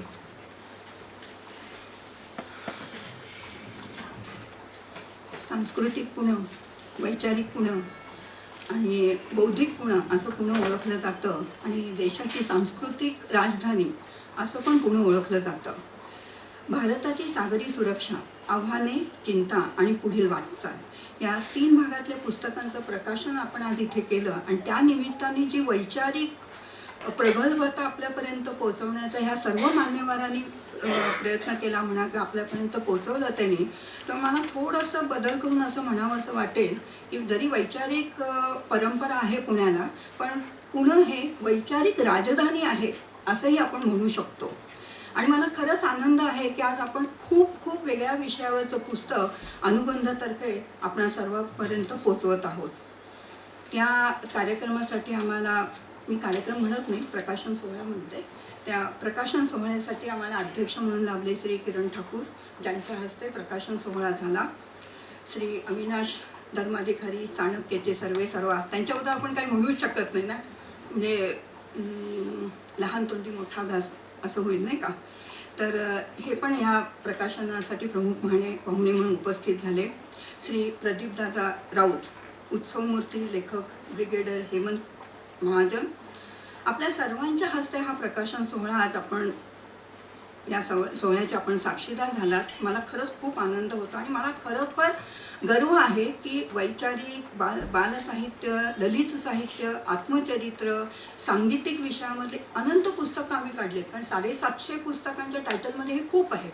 पण सागरी सुरक्षा हा अत्यंत वेगळ्या विषयावर हे पुस्तक आम्ही तुमच्यासमोर आणलं आणि त्या निमित्ताने ह्या सर्व मान्यवरांचं जे मनोगत म्हणा, जे विचार आपण ऐकलो, तेव्हा मला आज खरंच गर्व वाटतो की आज आम्ही हे पुस्तक रसिकांपर्यंत, वाचकांपर्यंत आणू शकलो. हे पुस्तक आपल्यापर्यंत आणण्यासाठी खूप जणांचा सक्रिय सहभाग लाभलेला असतो. सगळ्यांचं काही आपल्याला नाव घेता येत नाही. आपल्या परंपरेमध्ये आभार मानणं हा फार कृत्रिम शब्द होतो. मला वाटतं आपल्याला सगळ्यांना हे मान्य असेल. तर आपली एक परंपरा आहे की आपण कोणीही आपल्यासाठी काही केलं तर त्याच्याबद्दल आपण कृतज्ञता व्यक्त करतो. तर ती कृतज्ञता ह्या सर्वांच्यासाठी मी आपल्यासमोर व्यक्त करते. त्याच्यानंतर मसापाचे पदाधिकारी, ज्याने हा हॉल आपल्यासाठी उपलब्ध करून दिला, व्हिडिओग्राफर, फोटोग्राफर, माध्यमाचे प्रतिनिधी आणि सर्वात महत्त्वाचा भाग म्हणजे आपण रसिक, प्रेक्षक, मायबाप हो. आम्हा वाचकांसाठी, प्रकाशकांसाठी आपण मायबापच आहात.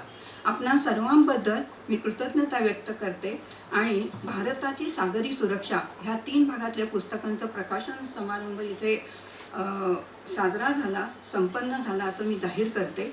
या 3 भागांचं पुस्तक आज आपल्याला सवलतीच्या किमतीमध्ये 750 रुपयाला उपलब्ध आहे. आपण जर एकच घेणार असाल तर त्याची किंमत 300 रुपये असेल. 2 भागातलं घेणार असाल तर 600 रुपये असेल. जीपे आपण करू शकता, आपण टेक्नॉलॉजीमध्ये वावरतो.